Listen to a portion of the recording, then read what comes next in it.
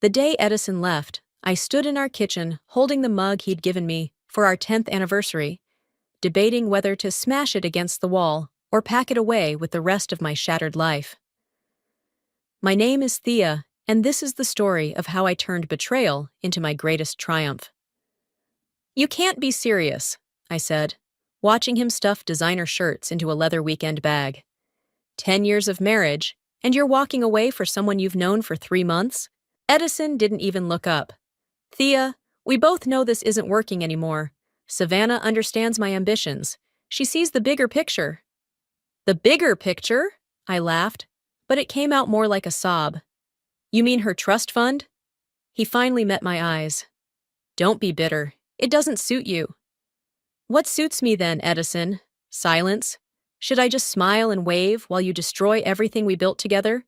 The morning sun streamed through our bedroom window, highlighting the empty spaces where his things used to be. Photos removed from walls, dresser drawers hanging open, the walk-in closet half empty, like a mouth missing teeth. "I never meant to hurt you," he said, zipping up his bag. "Funny how people always say that after doing exactly what they knew would hurt someone the most." My phone buzzed. "Harper. Girl, I'm outside. Just say the word, and I'll come up there and help you throw his stuff out the window." "I'm fine," I texted back, even though I was anything but. Edison checked his watch, the Rolex I'd helped him pick out last Christmas. "Savannah's waiting. I'll have my lawyer contact you about the divorce papers." "Of course she is." I followed him to the door. "Does she know about the gambling debts? Or did you conveniently forget to mention those?" He stiffened. "That's none of her business." "Yet somehow it was my business when I had to bail you out last year." "I paid you back." "Not everything, Edison. Not even close." He reached for the door handle, then paused. "You'll be fine, Thea. You're strong. Always were. Maybe too strong." "What's that supposed to mean?" "It means sometimes a man needs to feel needed. Savannah, she makes me feel that way." I stepped closer, my voice dropping to a whisper. "And how long until she realizes you're not the successful businessman you pretend to be? How long until the charm wears off and she sees what I've known for years, that you're just a man running from his own mediocrity?" His jaw clenched. For a moment, I thought he might argue, but instead, he opened the door and walked out without another word. I waited until I heard the elevator ding before sliding down against the wall, the tears finally coming. Harper found me there 10 minutes later, still clutching that stupid anniversary mug. "Oh, honey," she said, sitting beside me. "Let it out." "I gave him everything," I sobbed. "My time, my money, my dreams. I put my writing career on hold to support his ventures. And for what?" Harper wrapped an arm around me. "For a lesson. A painful one, but a lesson nonetheless." "What lesson?" "That you're worth more than being someone's backup plan. That it's time to focus on your dreams for a change." I wiped my eyes, looking at the manuscript pages scattered across my desk in the corner. My unfinished novel, gathering dust while I'd played supportive wife to a man who'd never truly supported me. "You know what the worst part is?" I said, standing up. "He thinks I'm going to fall apart without him. They both probably think that." Harper stood too, a fierce look in her eyes. "Then prove them wrong." I walked to my desk and picked up the manuscript, feeling its weight in my hands. "Oh, I will. But not just for revenge. I'm done living in his shadow." "That's my girl. What's the first step?" I grabbed my laptop and opened a new document. "I'm going to write a story, but not just any story. I'm going to write our story with a twist they'll never see coming." Harper grinned. "Now that sounds like a bestseller in the making." Looking at the blank page, I felt something shift inside me. The pain was still there, but now it had purpose. Edison thought he was walking away with everything, but he'd left behind the one thing that would ultimately be his undoing. My voice. I began to type, the words flowing easier than they ever had before. The day he left, I realized that some love stories aren't about love at all. Sometimes they're about power, and sometimes, just sometimes, they're about revenge. 3 months after Edison left, I sat across from Milo in his corner office at Summit Publishing, watching him read the first chapters of my manuscript. Each time he turned a page, my heart skipped a beat. "Well?" I asked when he finally looked up. He removed his reading glasses and leaned back in his chair. "This is raw, powerful, nothing like the romance novels you used to pitch me." "Is that a good thing?" "It's a very good thing, Thea." He tapped the manuscript. "This has teeth. The protagonist's journey from betrayal to self-discovery. It's compelling, personal even." I shifted in my seat. Maybe a little too personal? That's exactly why it works. Milo stood and walked to his window overlooking Manhattan.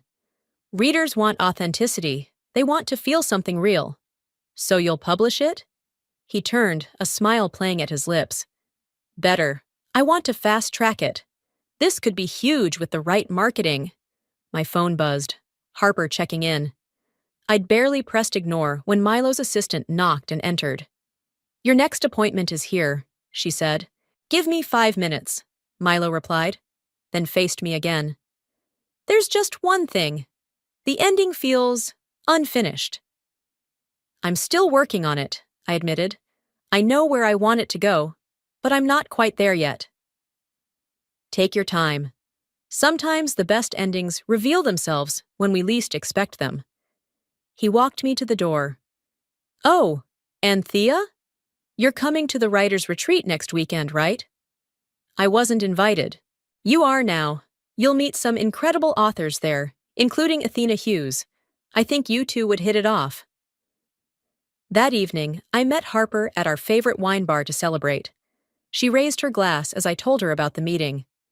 "To karma finally working in your favor," she toasted.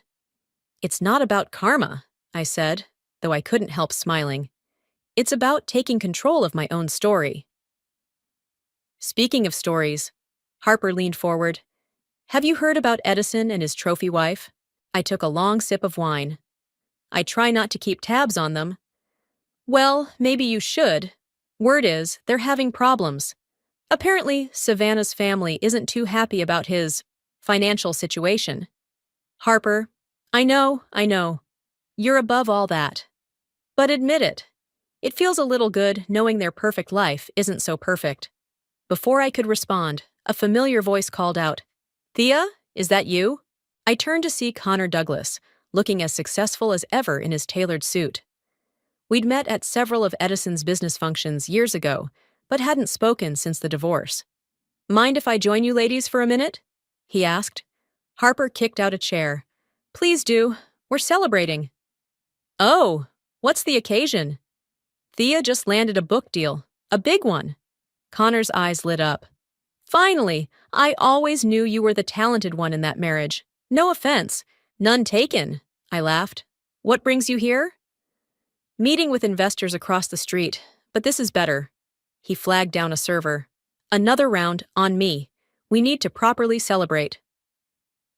As the evening wore on, I found myself relaxing more than I had in months. Connor asked thoughtful questions about my book, and actually listened to the answers. When he finally had to leave, he handed me his business card. I know some people in publishing marketing," he said. "Let me know if you ever want to discuss promotion strategies." After he left, Harper gave me a knowing look. Well. "Stop it. He's just being friendly." "Friendly is saying hello. That man stayed for 2 hours talking about your book." I tucked his card into my purse. "Maybe he just appreciates good literature. Maybe he appreciates more than that." Harper's expression turned serious. "You know it's okay to move on, right? Edison doesn't own your future." "I know." I stared into my wine glass. "But right now, I need to focus on finishing this book. The ending has to be perfect." "Any ideas yet?" I thought about Milo's words about endings revealing themselves.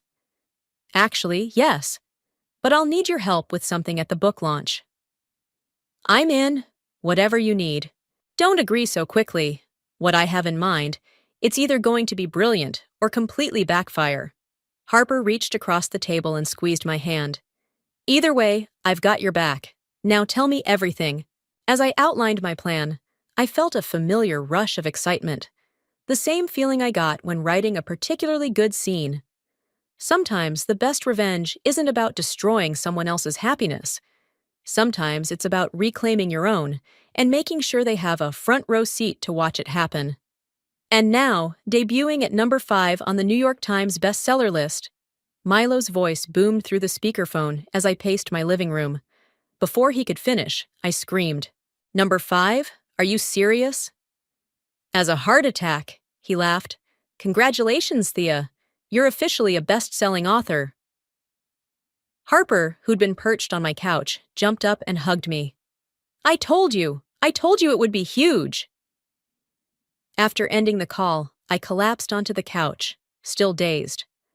My phone kept buzzing with notifications, congratulatory messages, interview requests, and social media mentions. "This calls for champagne," Harper declared, heading to my kitchen. "The expensive stuff you've been saving." "It doesn't feel real," I said, scrolling through the messages. 6 months ago, I was just Edison's ex-wife. Now you're Thea, best-selling author. Harper returned with 2 glasses. "And speaking of Edison, have you seen the reviews?" I grabbed my laptop. The top review on Amazon read, "A searing exploration of betrayal and redemption. The author's portrayal of Marcus, the self-serving husband, feels so authentic, you'll swear she's writing from experience." "They have no idea," I laughed. "Oh, but they will," Harper winked. "Eventually." My phone buzzed again. Connor this time. "Free for lunch tomorrow? Want to discuss some marketing ideas for the book?" Harper read the text over my shoulder. "Third lunch meeting this month? Still just discussing marketing?" "Yes, actually. He's been incredibly helpful with publicity. And incredibly interested in spending time with you." Before I could protest, my doorbell rang. A delivery man stood there with an enormous bouquet of roses. "Congratulations on the bestseller list," the card read. "Looking forward to lunch tomorrow." "Connor." Harper raised her eyebrows. "Just business, huh?" Later that week, I met Athena for coffee. We'd grown close since the writer's retreat, and she'd become something of a mentor. "The success is wonderful," she said, stirring her latte. "But how are you handling everything else?" "You mean the Edison situation?" She nodded. "Success is the best revenge, they say. But revenge can be exhausting." "I'm not," I started, then sighed. "Okay, maybe part of me enjoys knowing he'll see my name on that bestseller list." "Of course you do. You're human." She leaned forward. "But don't let it consume you. I've seen too many writers get stuck in their pain, unable to move forward." "Is that why you're concerned about my launch party plan?" "I just want to make sure you've thought it through. Public humiliation has a way of backfiring." "It's not about humiliation," I insisted. "It's about truth, about taking back my narrative." Athena's expression softened. "Then make sure that's what comes across. Speaking of which, how's the final chapter coming along?" "Almost done. I'm meeting Connor for lunch to discuss the ending." "Connor?" She smiled knowingly. "The businessman who's been helping with marketing." "Not you too. Harper's already planning our wedding. I'm just saying, it's nice to see you opening up again. Speaking of which," she pulled out her phone and showed me a recent social media post. It was a photo of Edison and Savannah at a charity gala, but their smiles looked strained. The caption mentioned trouble in paradise. "I don't want to know," I said, pushing the phone away. "Yes, you do, and that's okay. But remember, the best characters don't waste time plotting revenge. They're too busy building something better." At lunch with Connor the next day, I couldn't stop thinking about Athena's words. We sat at our usual corner table, marketing materials spread between us. "These numbers are incredible," he said, reviewing the sales reports. "Have you thought about doing a book tour?" "Milo's working on it. But first, the launch party." Connor set down the papers. "About that, are you sure about inviting Edison?" "How did you—" "Harper might have mentioned it. She's worried about you." I pushed my salad around my plate. "I know what I'm doing." "I'm sure you do. But as someone who cares about you—" He reached across the table and took my hand. Just be careful. The warmth of his touch sent a flutter through my stomach. I thought we were keeping this professional. Is that what you want? Before I could answer, my phone chimed with an email notification. My heart stopped when I saw the sender. Edison Foster. Thea, it read. We need to talk. It's important. Please. I showed Connor the email. His jaw tightened. What are you going to do? I thought about the launch party, about my carefully laid plans, about the ending I'd been crafting. I'm going to finish what I started. But as I said it, I wondered if I was really ready for what that meant. I chose the same coffee shop where Edison had first told me about Savannah for our meeting. Petty? Maybe. But if he wanted to talk, we'd do it on my terms. He arrived 15 minutes late, looking nothing like the polished businessman who'd left me a year ago. His designer suit was wrinkled, his eyes shadowed with exhaustion. You look terrible, I said as he sat down. Thanks for meeting me. He attempted a smile that didn't reach his eyes. I've been reading your book. And? It's revealing. Marcus seems familiar. Any resemblance to real persons is purely coincidental.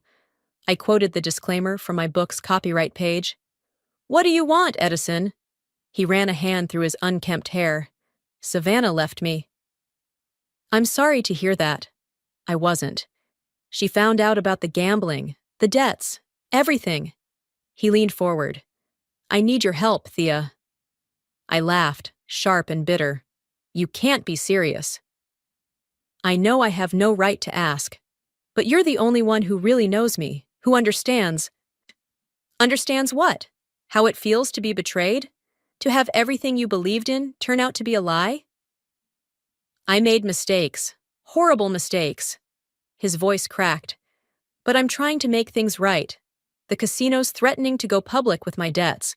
If that happens, I'll lose everything. Like I lost everything? You didn't lose everything. Look at you, best-selling author, successful, respected. No thanks to you. A waitress approached. Edison ordered coffee with trembling hands. How much? I asked after she left. 200,000. I nearly choked on my tea. Are you out of your mind? I can pay you back. I just need time to…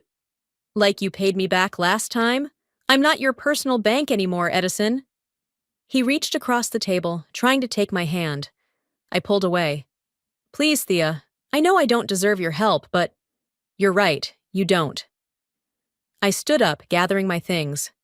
Then I paused, an idea forming. Actually, there might be one way I can help. Hope flickered in his eyes. Anything. Come to my book launch party next week, as my special guest. Your launch party? I'm doing a reading, something new, not from the published book. I think you'll find it interesting. And if I come, you'll help with the money? I smiled, channeling the same false warmth he'd once used on me. Let's just say it could be very beneficial for both of us. Later that evening, I met Harper at her apartment, pacing as I told her about the meeting. He fell for it? She asked, pouring wine. Completely. He's desperate enough to believe anything. And you're sure about this? Once you do this, there's no going back. My phone buzzed. Connor calling. I ignored it. Still avoiding him? Harper asked. I need to focus. I can't have any distractions right now. He's worried about you. We all are. She sat beside me on the couch. Revenge might feel good in the moment, but this isn't just about revenge. I pulled out my laptop, opening the document containing my new pages. Listen to this. I read her the passage I planned to share at the launch. A devastating exposé of a man's descent into addiction and deceit, thinly veiled as fiction, but laden with details only Edison would recognize. Damn, Harper whispered when I finished. That's brutal. It's truth, his truth, the one he's been hiding from everyone. And you're really going to read this in front of all those people? Industry professionals? His colleagues? Why not? He didn't care about humiliating me when he left. Why should I protect him? My phone buzzed again. Connor's third call of the day. Because you're better than that. Harper said softly. And because I think you're using this revenge plot to avoid dealing with other feelings. What other feelings? She nodded at my still buzzing phone. The ones you're developing for someone else. Someone who actually deserves your attention. I silenced the phone. I can't think about that right now. The launch is in 6 days. Everything has to be perfect. And after? What then? I stared at the manuscript pages, at the words that would destroy what remained of Edison's reputation. Then I'll be free. But as I said it, I wondered who I was really trying to free myself from. Edison, or the angry, hurt woman I'd become since he left. Your choice, Harper said, raising her glass. Just remember, sometimes the best revenge isn't getting even, it's getting happy. I touched my glass to hers, but didn't drink. In 6 days, I'd have my moment of triumph. I just had to ignore the growing voice inside that questioned whether triumph and revenge were really the same thing. You're making a mistake, Athena said, watching me rehearse my reading in the empty bookstore after hours. This isn't you. How would you know? I snapped, then immediately regretted it. I'm sorry, I'm just nervous or guilty. I set down the manuscript pages. The bookstore's dim evening lighting cast long shadows across the rows of chairs we'd arranged for tomorrow's launch. Both, I admitted, but I can't back out now. My phone lit up with another text from Connor. Please call me, we need to talk. Athena noticed. Still avoiding him? I'm not avoiding, I'm focusing. On destroying your ex-husband instead of building something new? She picked up my manuscript. May I? I nodded, and she began reading aloud. The man who stood before me was a hollow shell of deception, each lie another card in his house of addiction. I watched him crumble, knowing my words would be the final breath that scattered his carefully constructed facade. Stop, I whispered. Why? Isn't this what you want everyone to hear tomorrow? It's the truth. No, she said, setting down the pages. It's pain masquerading as truth. There's a difference. The bookstore's door chimed. Harper walked in, carrying coffee and a concerned expression. How's the rehearsal going? It's not, Athena answered. She's too good a writer to go through with this. Harper handed me a coffee. What do you mean? I mean, Athena said, that real writers don't use their gift to destroy. They use it to illuminate, to heal, to transform. Edison deserves, I started. What anyone deserves isn't your responsibility, Harper cut in. But what you deserve is. My phone buzzed again. This time it was Edison. Looking forward to tomorrow. Thank you for giving me a chance. The message made my stomach turn. He thinks I'm going to help him, that this is some kind of reconciliation. And that doesn't bother you? Athena asked. Of course it bothers me. Everything about this bothers me. I paced between the chairs. But you didn't see him at that coffee shop. So smug, thinking he could just walk back into my life and ask for money like nothing happened. So this is about money? Harper asked. No, it's about control, Athena finished. But control and power aren't the same thing. True power comes from moving forward, not looking back. I sank into one of the chairs. I've worked so hard on this ending. Maybe it's the wrong ending, Harper suggested. Maybe there's a better one.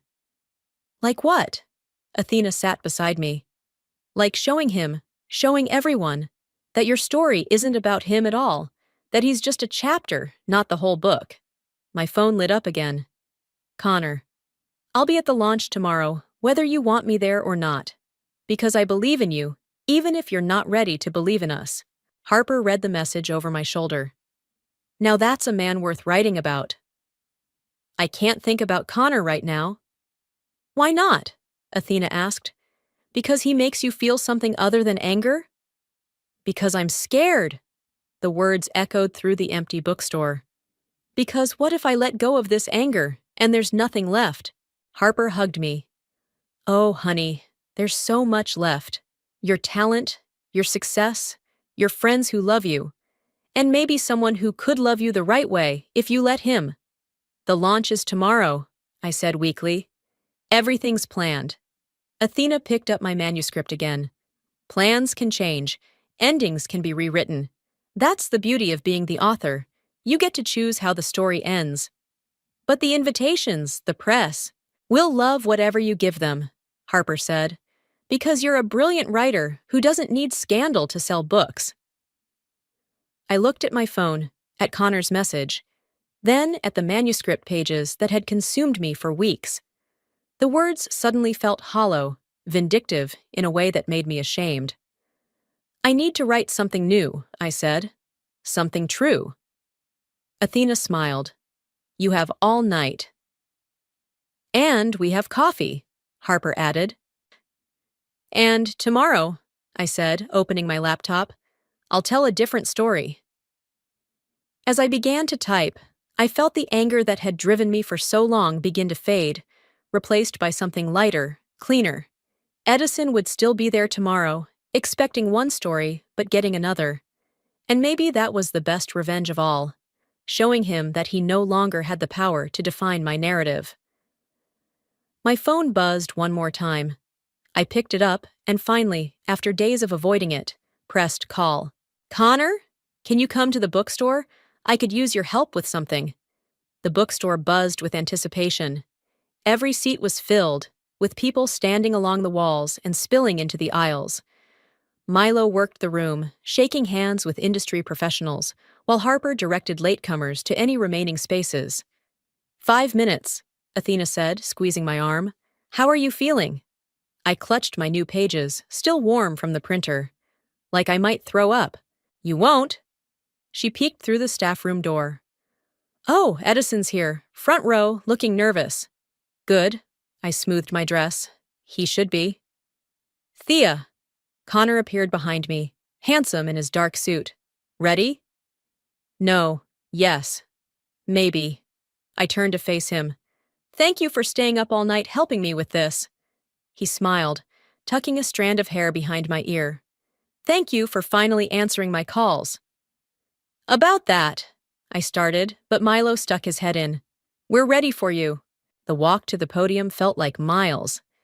Edison sat exactly where Athena had said, his expression a mixture of hope and anxiety. Beside him, an empty chair, Savannah's absence speaking volumes. Good evening, I began, my voice steadier than I felt. Thank you all for coming. The crowd quieted. In the back, I spotted Connor giving me a thumbs up. Many of you have read my novel, An Unworthy Muse. You've followed Sarah's journey through betrayal and redemption. Tonight, I want to share something new. A story about what happens after revenge stops being the answer. Edison shifted in his seat. I saw confusion replace hope in his eyes. This piece is called Forward, I continued.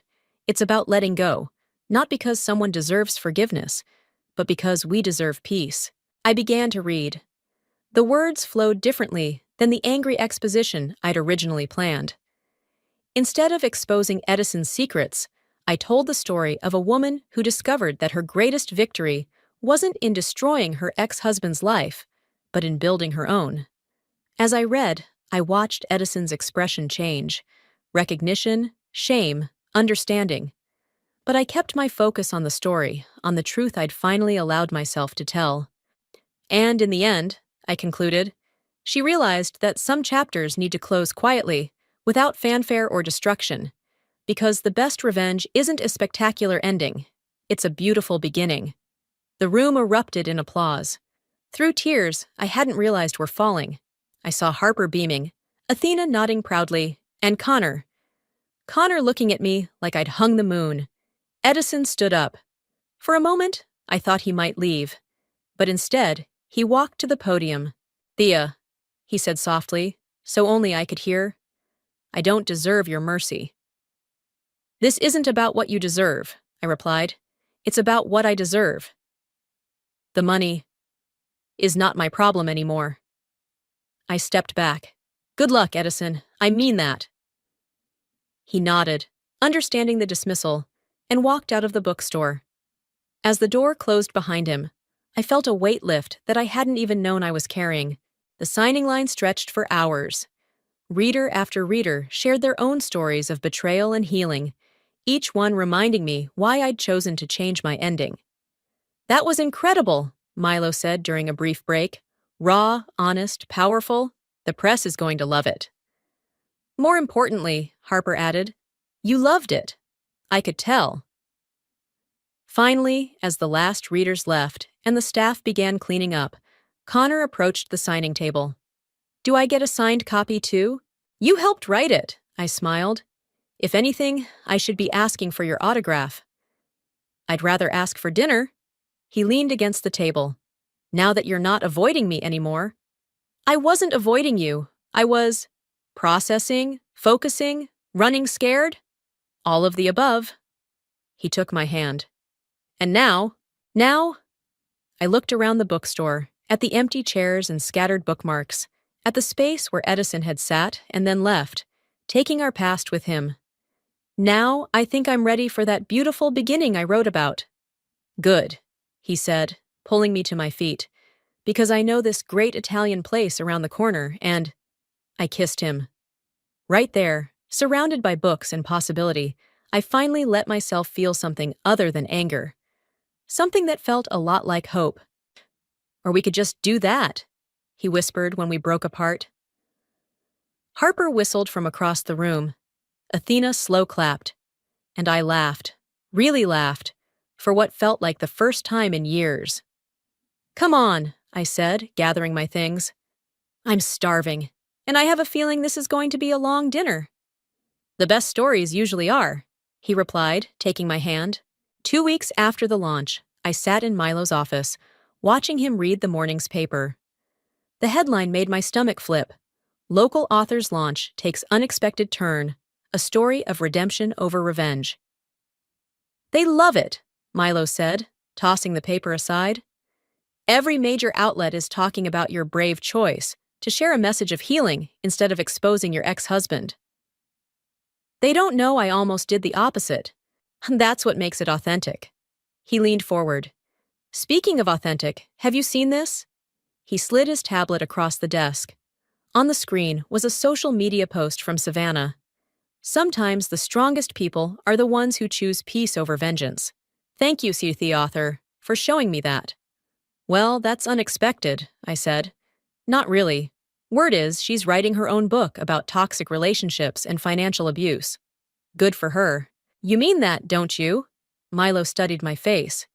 You've changed. Before I could respond, his assistant knocked. Sorry to interrupt, but you need to see this. She handed Milo her phone. His eyes widened. Turn on the news. Now. The office TV flickered to life, showing a breaking news report. Prominent businessman Edison Foster arrested for embezzlement and gambling fraud. Oh my God, I whispered.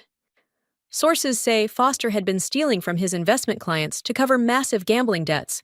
His recent attempt to secure emergency funds. My phone exploded with notifications. Harper, are you watching this? Athena, call me ASAP. And Connor, coming to get you, don't watch alone. I need to go, I told Milo. Of course, but Thea? He caught my arm. The press will want your comment. Think carefully about what you say. I found Connor waiting in the lobby. Without a word, he pulled me into a hug. You okay? He asked into my hair. I don't know what I am. I pulled back to look at him. I could have exposed him at the launch. Maybe if I had. Then his victims would still be victims, just with a different story. This way, they get justice. My phone rang. Edison's lawyer. I declined the call. Let's get out of here, Connor said. Harper and Athena are waiting at your place. We found them in my apartment, pizza and wine already laid out. The news played silently on TV, showing Edison being led into a police car. I ordered your favorite, Harper said, pulling me into a hug. Extra mushrooms, no judgment. Have you heard from him? Athena asked. I shook my head. His lawyer called, but nothing. Harper interrupted. You're not involved in this. You chose to walk away, remember? Actually, Connor pulled out his phone. The DA's office called me. They want to know if you'll testify about the money he borrowed from you during your marriage. What? Why you?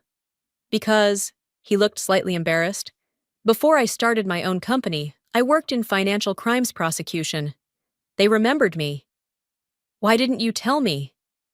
It never came up. And then, after the launch, it didn't seem important. My phone buzzed again. Another news outlet requesting comment. What should I do? I asked the room. Athena took my hand. What does your heart tell you? That I'm glad I didn't expose him at the launch. That would have been about revenge. This is about justice. Then there's your answer, Connor said. Help the investigation if they need you, but don't let it consume you. You've got better things to focus on. Like your book tour, Harper added. And your new manuscript, said Athena. And maybe, Connor smiled, pulling me close, planning our first real vacation together? I looked at him in surprise. Vacation? I was thinking Italy. You mentioned wanting to set your next book there, Harper squealed. Athena raised her wine glass, and despite the chaos unfolding on the silent TV screen, I felt at peace. I'd like that, I said. A lot. Later, after Harper and Athena left, Connor and I stood on my balcony, watching the city lights. You know what's funny? I said. I spent so long plotting the perfect revenge, but in the end, you chose to be better, and karma took care of the rest. My phone lit up with one final message, from Edison. You were right, about everything. I'm sorry. I showed Connor the text, then deleted it without responding. Some chapters don't need a response to be finished. So, I said, turning to face him, tell me more about Italy. As he described the small towns and quiet beaches he wanted to show me, I realized that the best endings aren't the ones we carefully plot. They're the ones that surprise us with their perfect simplicity. The Italian sun warmed my face as I sat at the small cafe overlooking the Amalfi Coast. My laptop screen showed the final page of my new manuscript, cursor blinking after the last sentence. Still staring at it, Connor set down 2 espressos and kissed my temple. I can't decide if it's really finished. What does your gut say? Before I could answer, my phone lit up with Harper's face on a video call. Show me everything, she demanded as soon as I answered. The view, the food, the gorgeous Italian men. Wait, sorry, Connor. I turned the phone to show her the coastline. How's the book tour going? Incredible. Your readers are obsessed with the new ending. One woman drove 6 hours just to tell you how your launch speech changed her life. Speaking of changes, Connor said, should we tell her? Harper's eyes narrowed. Tell me what? I held up my left hand, showing the vintage ring Connor had given me last night, right as the sun set over Positano. Her scream made several nearby diners jump. Finally! Wait until I tell Athena. When's the wedding? Where's the wedding? Please say Italy. We haven't planned anything yet, I laughed. We're still enjoying this moment. Well, enjoy faster. I need details to live on while you're gone. After we hung up, I returned to my manuscript. Connor read over my shoulder. She realized that true power wasn't in the magnitude of her revenge, but in the depth of her healing. That's the last line, I said. Do you think it works? I think it's perfect. He sat beside me. Just like your answer last night. My phone buzzed with a news alert. Edison Foster pleads guilty, faces 10 years. Below it was a message from Milo. Your new manuscript better be as good as the last one. No pressure. Should we head back? Connor asked. Face reality? I closed my laptop. This is reality. Right here, right now. Even with everything happening back home? Especially with everything happening back home. I took his hand. Edison's story is ending. Ours is just beginning. Speaking of beginnings, he pulled out a small notebook. I may have some ideas for the wedding. What do you think about that little church we saw yesterday? My phone rang again, Savannah's name flashing on the screen. We'd spoken briefly after Edison's arrest, a surprisingly civil conversation about healing and moving forward. Take it, Connor said. I'll order more coffee. Thea, Savannah said when I answered. I wanted you to hear it from me first. I'm publishing my story. Ha, I know, Milo told me. It's not what you think. It's about redemption, about both of us finding our way after Edison. I'd like your blessing. I watched Connor at the counter, charming the barista with his terrible Italian. You have it, just be honest. That's all I want to be anymore. She paused. Thank you, Thea, for showing me there's life after betrayal. After we hung up, I opened my laptop one last time, adding a dedication page to those who taught me that the best stories aren't about getting even, but getting free, and to see who showed me that love doesn't have to hurt to be real. Connor returned with fresh coffee and cannoli. Perfect ending? Perfect everything. I closed the laptop decisively. Now, about that church. Actually, he grinned, I have another idea. What if we got married right here? Small ceremony, just our closest friends. Harper can plan it from New York. Athena can officiate. You've given this some thought. I've given you a lot of thought. He took my hand. What do you say? I looked out at the coastline, at the life we were building, at the future that looked nothing like the revenge fantasy I'd once crafted. I say yes. To all of it. My phone lit up one final time. A message from Harper to our group chat. Wedding planning starts now. No excuses about time zones. Connor laughed. Should we tell her we're thinking next week? Let's wait until she's had her coffee. I stood, pulling him up with me. Right now, I want to walk down to that little church again. As we strolled through the narrow streets, hand in hand, I thought about endings and beginnings, about revenge and redemption, about the story I'd thought I needed to tell versus the one that actually needed telling. What are you thinking about? Connor asked. About how sometimes the best plot twists are the ones we never see coming. He squeezed my hand. Like falling in love with your marketing consultant? Like finding yourself when you stop looking for revenge. I stopped, pulling him close. Like realizing your happy ending was waiting all along. The church bells rang in the distance, and I knew, finally, completely, that this was the ending I'd been meant to write all along.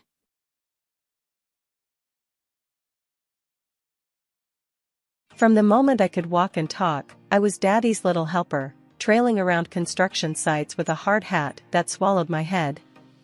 My father, John Armstrong, built his empire from scratch, Armstrong Constructions, and expected me to follow in his footsteps. Not that I minded, the world of blueprints and concrete was as much a part of me as my own skin. Working in Dad's company wasn't just a job, it was my entire life. Relationships? They never quite fit into my schedule. Besides, I had Lucy, my best friend since kindergarten. Lucy was the polar opposite of me, where I saw lines and angles, she saw Friday night dates and flirty dresses. Anna, you need to get out more. Lucy would laugh, flipping her hair, which was always some shade of the rainbow. Not all men are as boring as concrete. I just shook my head, focused on my spreadsheets and client meetings, until Michael showed up. He transferred from the Atlanta branch as a manager. I remember the first day he walked into the office. He had this easy smile and a way of making everyone feel like they were the most important person in the room. Anna Armstrong, I've heard a lot about you. All good things, I promise, he said, extending his hand. His grip was firm, confident. Doubt that. If they told you I'm a pushover, they lied, I replied, raising an eyebrow. He laughed, a genuine, head-back sound. I guess I'll have to find out for myself. It didn't take long for his charm to work on me. Coffee breaks turned into dinner dates. Dinner dates turned into late nights talking about everything and nothing. Michael wasn't like the guys Lucy dated. He was persistent but respectful, ambitious but grounded. It was refreshing. Terrifying, too, how fast I fell for him. The night he proposed, it was just us, a picnic in the park under the stars. No grand gestures, just an honest confession of love. Anna, I'm not a man of many words when it comes to feelings, but I know this, I want to spend my life with you. Will you marry me? Yes, I said without a second thought. The decision was as solid and straightforward as the foundation of a skyscraper. The morning of my wedding felt like any other day, except for the knot in my stomach and the bouquet of white roses shaking in my hands. Can't believe I'm doing this, I muttered to myself, staring at my reflection. The girl in the mirror looked like a bride, all dressed in white, but her eyes were wide, like she was about to step off a cliff. Hey, you look like you're going to a funeral, not your own wedding, Lucy teased, bustling into the room with a bag of makeup and a grin. Let's add some color to those cheeks. I rolled my eyes, but let her dab my face with powder and paint. Don't make me look like a clown, okay? It's just Michael out there, not the royal family. Lucy laughed, her hands expertly moving brushes and liners. Trust me, by the time I'm done with you, Michael's going to fall in love all over again. The ceremony was a blur. Dad walked me down the aisle, his arm a steady weight on mine. You sure about this, kiddo? He whispered when we were halfway down. I squeezed his arm. Yeah, Dad. I'm sure. Michael was waiting at the altar, his smile wide and sure. It anchored me, made my steps lighter. The vows were simple, words I'd heard 100 times in movies and at friends' weddings, but they felt different coming from my lips, promising forever to the man in front of me. Sarah, Michael's sister, came with her 2 little ones, thanking me for making her brother the happiest man alive. I don't know how you did it, taming my wild brother, she joked as we watched Michael dancing with some of our nieces and nephews. Just had to use the right bait, I quipped, watching him with a mixture of adoration and amusement. The next few weeks were a whirlwind of thank you cards and unwrapping gifts. But the biggest change was Michael's idea that I should quit my job and focus on us, on our home. It sounded so old-fashioned, and nothing like the life I'd envisioned for myself. You really think I should quit? I asked one evening, the brochures for new kitchen counters spread on the table between us. Yeah, babe. Look, you've been at your dad's beck and call since you were a kid. It's time for us now, he said, his hand covering mine. I chewed my lip, looking down at our entwined fingers. And if I hate it? If I'm a terrible housewife? He chuckled, squeezing my hand. Then you go back to work, and we hire a maid. But I've got a feeling you're gonna be great at this. So, I gave my notice at the company. Dad was surprised, but supportive. The last day at the office was bittersweet. I packed up my desk, my heart heavy but hopeful. Maybe Michael was right. Maybe it was time for a new chapter. That night, as I tried a new recipe for dinner, burning the garlic and undercooking the pasta, Michael wrapped his arms around me from behind. Smells good, he lied, kissing my cheek. I leaned back into him, the familiar fear of change nagging at me. But there was also excitement, a thrill of stepping into the unknown. We'll see, I said, hoping my new role as a housewife would feel as right as my old one had. 3 years into our marriage, and life had found a rhythm, sort of like the ticking of the clock in our kitchen, steady, predictable, but sometimes, a bit too silent. Michael had scored a big promotion at the company, thanks to Dad. The pay was good, really good. We should have been on top of the world, dreaming up nursery colors, and picking out baby names. But the baby part, well, it just wasn't happening. I had seen doctors, had tests done, and everything came back normal. Just give it time, the doctor told me, flashing a smile that was probably meant to be comforting. So, I waited, filling my days with projects around the house, turning our home into something out of a magazine. During this time, Lucy dropped a bomb, she was pregnant. The news hit me hard, though I masked my shock with a smile. That's amazing, Luce. Who's the dad? I asked, trying to keep my voice light. She shifted uncomfortably, avoiding my gaze. Oh, you don't know him. Just, someone I met. She quickly changed the subject. A few months later, she had a baby boy. I got her a nice gift, something chic yet practical, a designer baby bag. You're a lifesaver, Anna, she said, hugging me with one arm while cradling her son in the other. Meanwhile, Michael started spending more weekends at his sister Sarah's place. He said she needed help with the kids since she was doing it all alone. "I just want to make sure they're okay," he explained one Friday as he packed a small overnight bag. "Maybe I could come with you? Help out a bit?" I suggested. Sarah was family, after all, and I liked playing aunt. No, he brushed off my offer with a quick wave of his hand. "It's a lot of chaos with the kids. I don't want to drag you into it. I'll manage." So, I started buying little gifts for the kids, books, games, things to keep them busy. "Send these along with you," I'd say, handing over the toys. Michael would smile, thank me, and head off. But the doubts began creeping in. Little things at first. The way he'd avoid my gaze when talking about his weekends. The rushed phone calls he'd end the moment I walked into the room. One day, I decided to talk to him about it. I waited for him in the living room, rehearsing what I would say. When he walked in, looking tired, my heart softened a bit, but I pressed on. "Michael, are you sure everything's okay with Sarah and the kids? Maybe I could help her out during the week. I have free time, you know." I pushed, watching his reaction closely. He hesitated, then shook his head. "No, I told you, it's under control. You don't need to worry about it." Something in his tone didn't sit right with me. It felt like he was hiding something. But I didn't want to push him further right then. I spent that Saturday like any other, deep cleaning the house, while Michael was helping Sarah with the kids. I vacuumed, dusted, and scrubbed. By mid-afternoon, my energy waned, and I decided a change of scenery might do me good. A quick trip to the mall for new curtains seemed like the perfect excuse to get out. As I turned the corner near the food court, I froze. There was Sarah, holding her children's hands. They were laughing, a carefree moment that felt so alien to my current state. "Sarah," I called out, my voice a little too eager.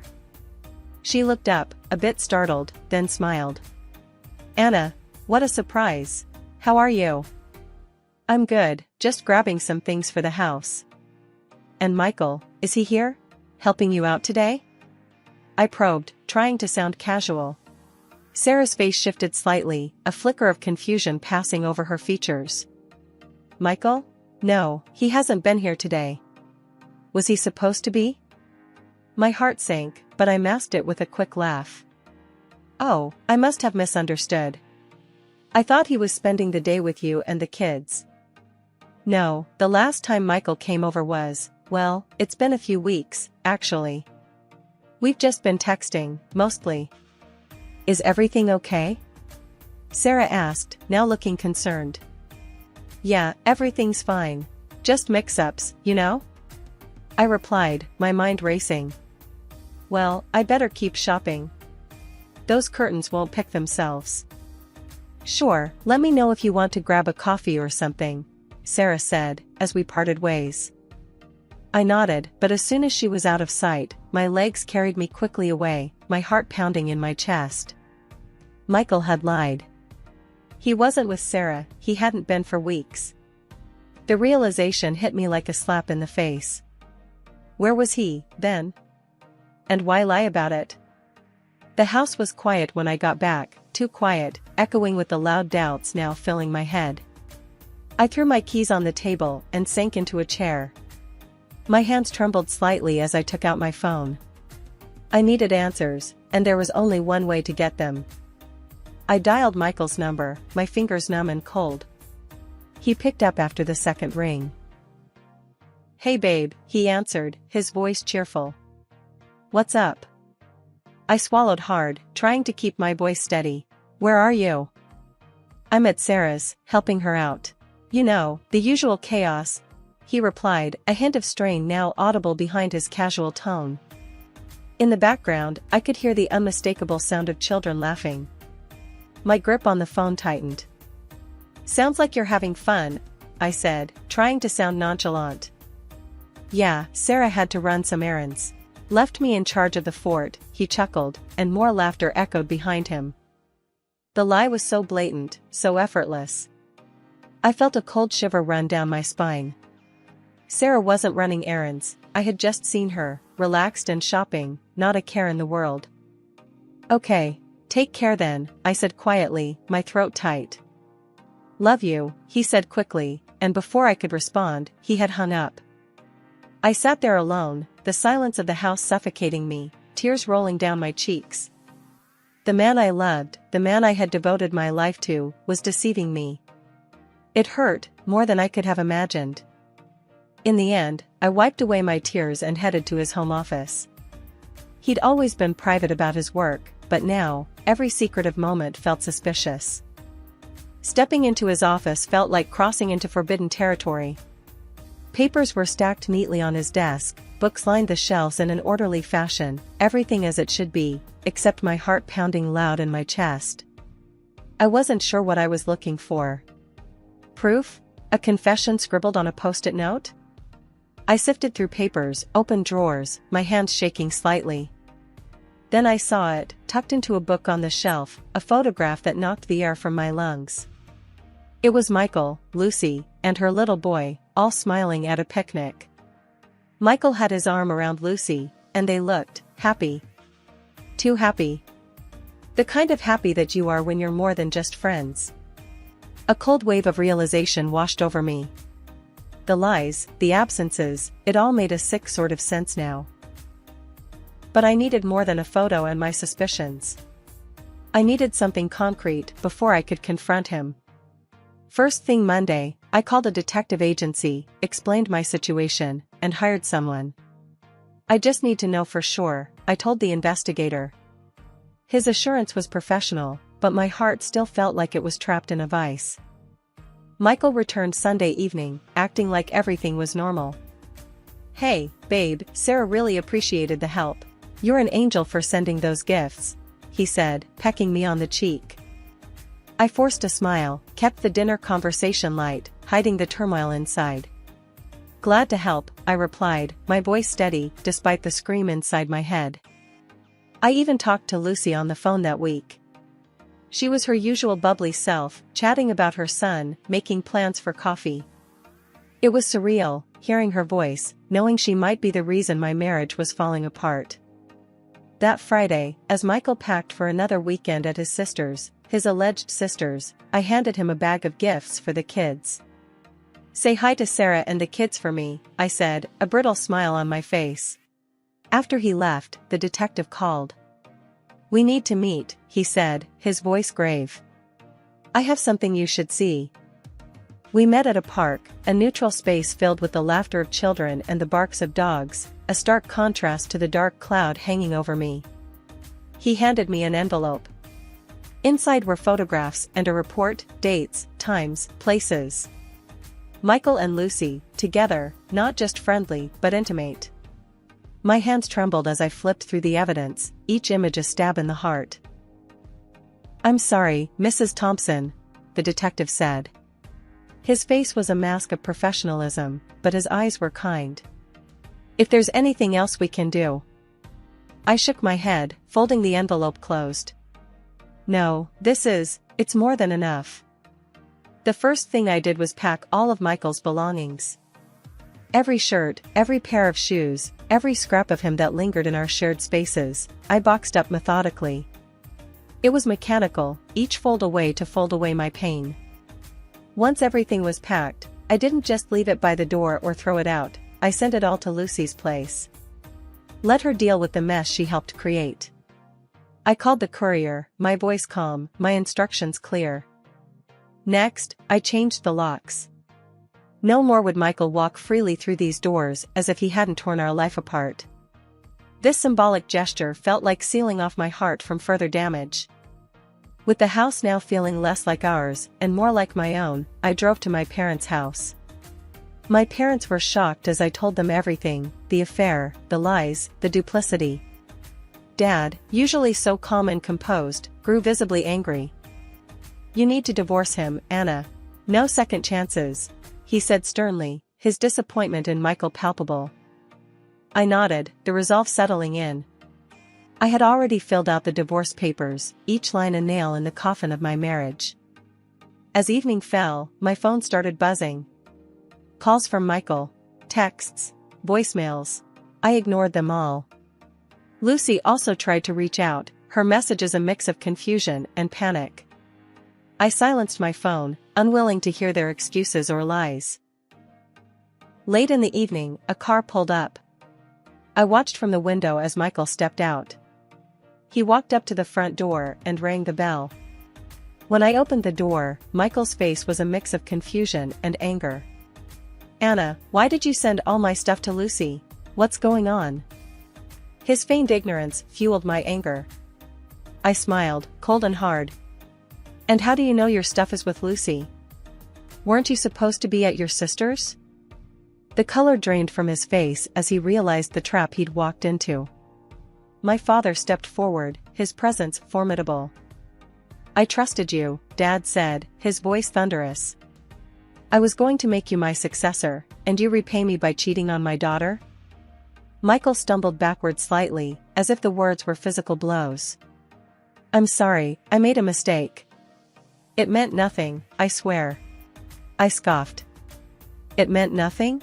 You destroyed our marriage for something that meant nothing?" "I didn't mean for any of this to happen," Michael pleaded, falling to his knees. "Please, Anna, I can fix this." I stepped forward, the divorce papers in hand. "Here," I said, thrusting the papers toward him. "I want you gone. From my life, from my house, and from my father's company." Michael took the papers, his hands shaking. He looked up at me, eyes brimming with tears, but I felt nothing but revulsion. Dad turned to him, his final words cutting through the tense air. "You're fired. And expect a call from my lawyer. We'll be seeking every penny back for what you've done." Michael, defeated and broken, slowly got to his feet and walked away, his future as shattered as the life he left behind. I watched him go, feeling a mix of relief and pain. The chapter of my life involving Michael was closed. A few days after the confrontation, my phone rang.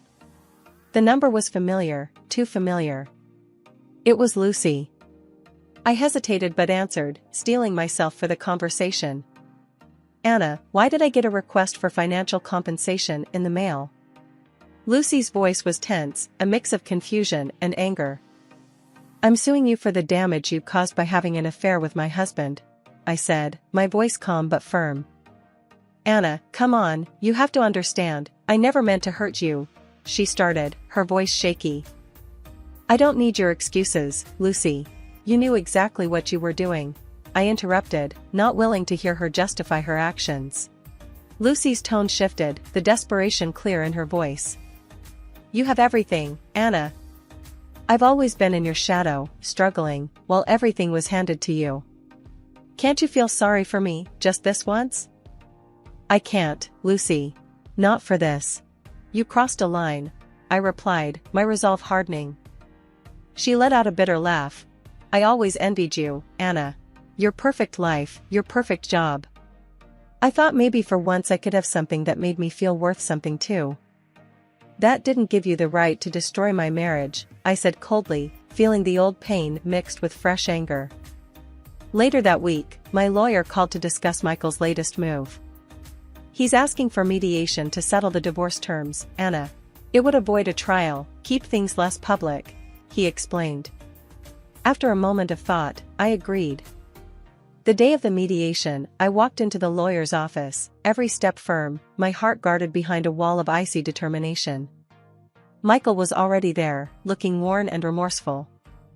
I didn't buy it for a second. As we sat down, Michael's lawyer laid out their terms. It was almost laughable, how little he thought he could get away with giving up. "No," I said simply, meeting Michael's gaze for the first time that day. "He'll also pay for the damage caused. And he will renounce any claims to my father's company and my properties." After hours of negotiation, pushed by his lawyer, Michael agreed. He would compensate me financially for the betrayal and cover the legal demands against Lucy. He also formally renounced all claims to any part of my family's assets. As the final papers were signed, a weight lifted off my shoulders. The money wasn't a salve for the betrayal, but it was accountability, something Michael had to recognize and feel. I hope you find what you're looking for, Michael, I said as we parted, not sure if I meant it. I'm sorry, Anna. Truly, he replied, his voice low. It's been a few months since the dust settled on my divorce. I heard through the grapevine that Michael remarried quickly, Lucy, of all people. But that union crumbled faster than it formed when he found out her son wasn't his. Turns out, Lucy was already pregnant when she decided to weave her web around Michael. Now, she's struggling, raising the kid on her own, scrambling to make ends meet. As for Michael, his career never recovered. He bounces around, picking up whatever work he can find. Last I heard, he was doing some low-end jobs, nothing that would ever match up to the life we had planned together. As for me, I threw myself into my work. One crisp morning, I was early at the office, the first to arrive as usual. That's when my dad came in, his steps echoing in the empty hallway. "Morning, Anna," he greeted, his voice breaking through my concentration. "Morning, Dad," I replied, minimizing the spreadsheets on my screen. "What brings you in so early?" He walked over to my desk, a serious look on his face that told me he meant business. "I've been thinking," he started, leaning against the edge of my desk. "It's about time we talk about expanding the business. I think you're ready to take on more responsibility." I paused, absorbing his words. "Are you sure? It's a big step." "I've never been more sure of anything, Anna. You've got a sharp mind for business. It's time you use it to steer this company into new waters," he said confidently. I nodded, the weight of his trust in me settling on my shoulders. "I'll do my best, Dad. You know I will." "I know. That's why I'm suggesting it," he replied with a smile, then turned to leave before pausing at the door. "Oh, and there's a community charity event next week. I want you to head it. Show them what the Armstrongs are made of." The days that followed were a blur of activity. Planning the charity event took up most of my time, but it was a welcome distraction. It gave me a sense of purpose, a direction to channel all my energy, something that had nothing to do with my failed marriage. The night of the event, as I stood at the podium, looking out at the crowd of familiar faces, I felt a surge of pride. I had organized this, brought these people together for a good cause. It was my hard work that made this happen, not anyone else's. After the speeches, as people mingled and congratulated me on a successful event, I realized I was starting to feel like myself again. The betrayal, the divorce, it was all part of my past now. Yes, it shaped me, but it didn't define me.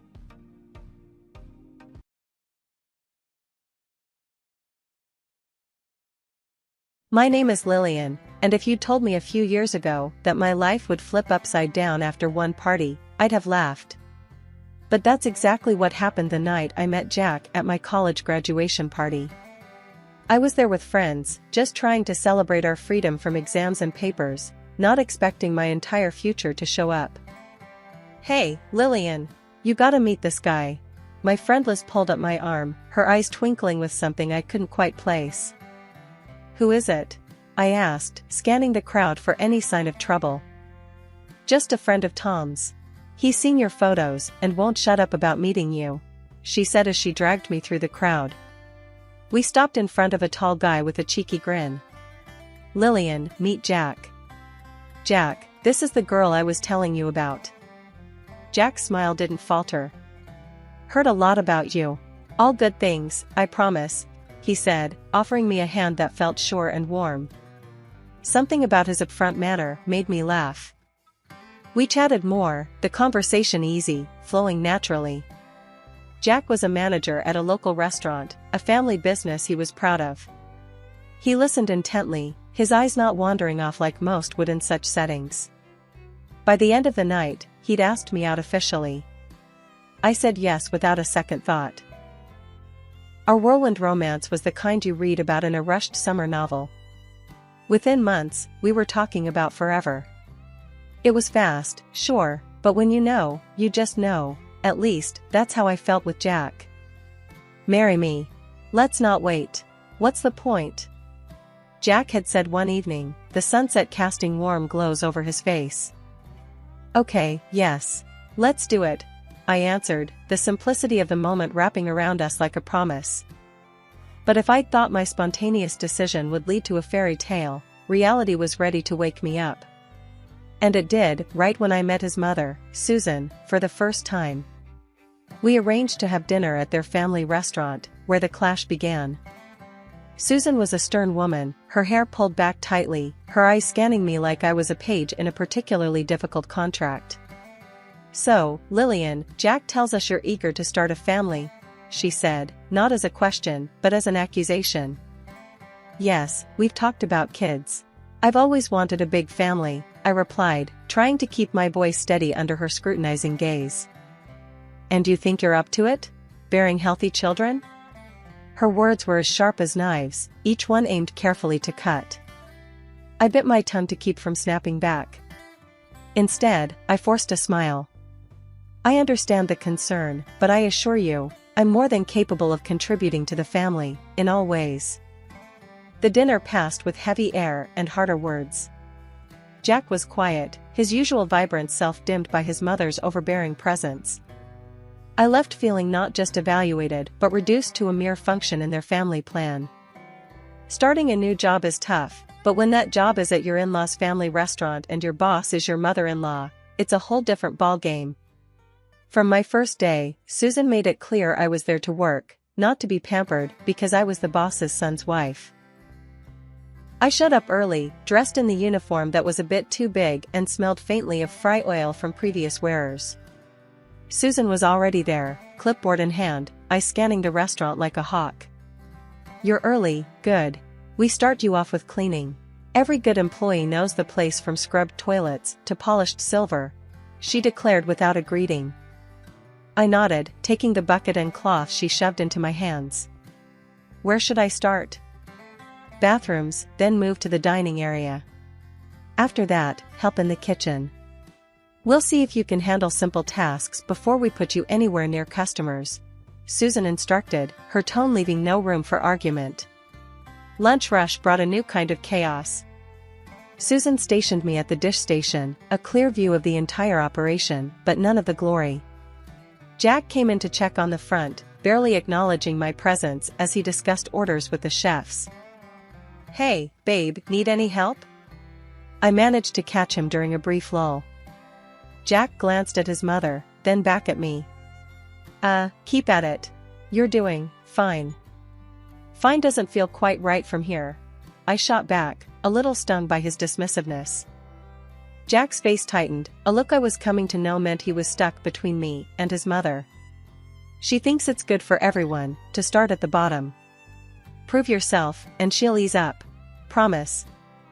The promise felt hollow as I watched him walk away, back to laughing and chatting easily with the other staff. Meanwhile, I was left with prune hands and a sour taste in my mouth, wondering how long this proving myself would take. One particularly busy evening, as I was setting up for a big party, Susan cornered me in the pantry. "Lillian, the napkins are folded wrong. Do them again. And make sure the table settings are perfect. Our reputation is not up for debate because you can't follow simple instructions." I clenched my jaw, refolding the napkins. "I did them exactly as you showed me." Susan snatched one up, refolding it with sharp, practiced flicks. "Like this. Pay attention. I won't have my son married to someone who can't manage basic tasks." Her words stung, and I fought back the urge to snap.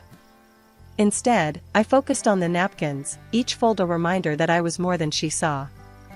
It was just another hectic lunch rush at the restaurant when it hit me, a wave of dizziness so strong I had to grip the edge of the kitchen counter to keep from falling. "I need a minute," I muttered to no one in particular, easing myself into the back room where the noise dulled to a dull roar. Once I was sure I wouldn't just keel over, I grabbed my purse and headed to Jack, who was busy at the cash register. "Jack, I'm not feeling right, can I go home?" He looked up, concern immediately crinkling his brow. "Yeah, of course. Take it easy, okay? Want me to come with?" I shook my head. "I'll be fine. Just need to rest." At home, the quiet was a relief, but my mind raced. This wasn't just fatigue or stress. On a hunch, I found an old pregnancy test in the bathroom cabinet. Waiting for the result, my heart pounded not just with hope but a flicker of fear. Positive. The word seemed to leap out at me. I was pregnant. I couldn't wait to tell Jack. When he came home, his face lit up like the 4th of July. Really? That's incredible, Lil. His excitement was a bomb, making everything feel just right. But the good news quickly turned my life at the restaurant upside down. Susan, ever the overseer, took the pregnancy as her new project. My workload was cut down, which I appreciated, but that came with her scrutinizing every bite I ate. No soda, Lillian. Here, have some water. You need to stay hydrated for the baby, she would chide, pushing a glass towards me as if I were a child. She even tagged along to my antenatal checkups. Standing next to the doctor like she was part of the medical team, she'd ask, "Is she eating right? Are the baby's measurements normal?" The doctor, used to nervous grandparents, reassured her, but Susan's vigilance only intensified. "We just need to be sure everything is perfect," she'd say, making me feel less like a soon-to-be mom and more like a walking incubator. Even Jack started echoing his mother, his words and ways morphing into a version of Susan. "Mom's right, you know. We just want what's best for the baby," he'd tell me when I expressed frustration. When our son was born, I thought maybe things would get better, that Susan and Jack's fixation would ease up now that the baby was here, healthy and perfect. But it only shifted gears. They doted on him to an extreme, hanging on his every gurgle and fuss, while I was nudged to the side, my role seemingly fulfilled. As they spoiled him with endless toys and attention, I tried to set boundaries, only to be overridden. "He's our heir, Lillian. He deserves the best." Jack would dismiss my concerns, parroting his mother's justifications. Feeling increasingly isolated, I poured myself back into work at the restaurant, where Susan's grip seemed to tighten. "Good, now that you've had the baby, you can focus here again. We need all hands on deck," she told me, as if my maternity leave was just a brief hiatus. It hurt, feeling reduced to just a role I could play in their plans, mother to the heir, worker in the family business. But I swallowed the pain, focusing on my son, determined to give him the love and balance his father and grandmother seemed to forget. The joy of finding out I was pregnant again was unlike the first time. This time, both Jack and Susan were equally thrilled, hoping for another heir who could one day help run the family restaurant. Everything felt like it was falling into place. "Ethan's going to be a big brother," Jack said, smiling as he watched Ethan play. "He'll have someone to teach all his tricks to." Susan was more practical, but no less excited. Another strong boy in the family would be perfect. Let's hope for a smooth pregnancy. Things changed when my second son, Jamie, was born. He was a large baby, robust and seemingly healthy, but as months passed, it was clear he wasn't developing like Ethan had. He was slower to reach milestones such as talking and walking. Concerned, I took him to see several specialists. After numerous tests and consultations, the diagnosis was clear: Jamie had developmental delays. The specialists were optimistic, though. With regular therapy and support, Jamie can still lead a normal life, one of them assured me. He's not less, just different, and he needs your support. I clung to that hope, but Jack and Susan reacted differently. "This doesn't make sense," Jack muttered after one appointment. "He doesn't even look like Ethan did at that age." Susan was more blunt, her words cutting deeply. "Are you sure he's even Jack's son? He doesn't look like anyone in our family." I was stunned. "What are you saying, Susan? Of course, he's Jack's. How can you even suggest such a thing?" Their skepticism grew into something uglier. Jack's warmth toward Jamie cooled, and Susan outright suggested we minimize spending on Jamie's therapies. "Why waste money on something that's not even certain? He's not going to be what we hoped," she said coldly one evening as we discussed finances. I couldn't believe what I was hearing. "He's your grandson," I countered, my voice shaky with anger. "He needs us, and I'm not going to let him down." Susan's response was even more shocking. Maybe it would be best if he were placed in a facility that can handle his kind. I felt as though she had slapped me. That's not an option. He's my son, our son, and he stays with his family. Despite the lack of support, I devoted myself to Jamie's development, spending every penny I could save on therapies and special classes. It was exhausting and expensive, but watching Jamie make progress, no matter how small, was worth every sacrifice. Ethan, bless his heart, became Jamie's protector and biggest cheerleader. Look, Jamie can almost write his name. Ethan would proudly show off Jamie's scribbles to anyone who would look. He's doing great, thanks to you helping him so much. I would tell Ethan, grateful for his maturity and kindness, qualities that seemed scarce in our home. As years slipped by, Oliver's journey with his specialists began to bear fruit. His intellect nearly caught up with his peers, a milestone that filled my heart with pride. Physically, he was a powerhouse, his strength eclipsing the more delicate build of his older brother, Ethan, who had since moved to college in another city. "Keep up the good work, bro," Ethan had told Oliver, hugging him tightly before he left. "Hit those books hard, just like I did." Oliver took his brother's words to heart, balancing his studies diligently. However, it wasn't just the books that caught Oliver's attention, but the allure of the baseball field. His physical prowess hadn't gone unnoticed. The high school baseball coach saw him during gym class and immediately saw potential.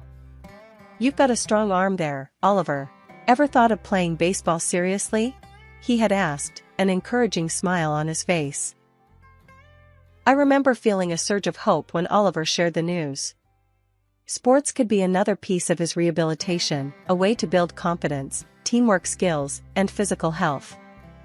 However, when Jack learned of this, his reaction was as cold as a winter squall. "Baseball? That's the last thing he needs. He's going to work in the restaurant, we need a maintenance worker. That's his future, not playing some pointless game," he declared one evening after dinner, his tone brooking no argument. Susan, ever his echo, added her own harsh words. "And he's hardly got the brains for sports. He needs to focus on simple, practical work. It's all he's suited for." But Oliver's crushed look that evening settled it for me. I wasn't going to let Jack's or Susan's narrow views stifle my son's potential. I met with the coach the next day, explaining the situation. "I want Oliver to play. He needs this. Can we keep it just between us?" Coach Thompson nodded, understanding flashing in his eyes. "We'll make it work. He can come to the early morning sessions before school and I'll keep him off the game roster for now. Let's just get him playing, get him involved." So, we started our little conspiracy. I bought Oliver a uniform, hiding it in an old backpack I found in the attic. "You're doing something good, Mom. Thanks for standing up for me," Oliver whispered one morning as he geared up for his first secret practice. Oliver thrived.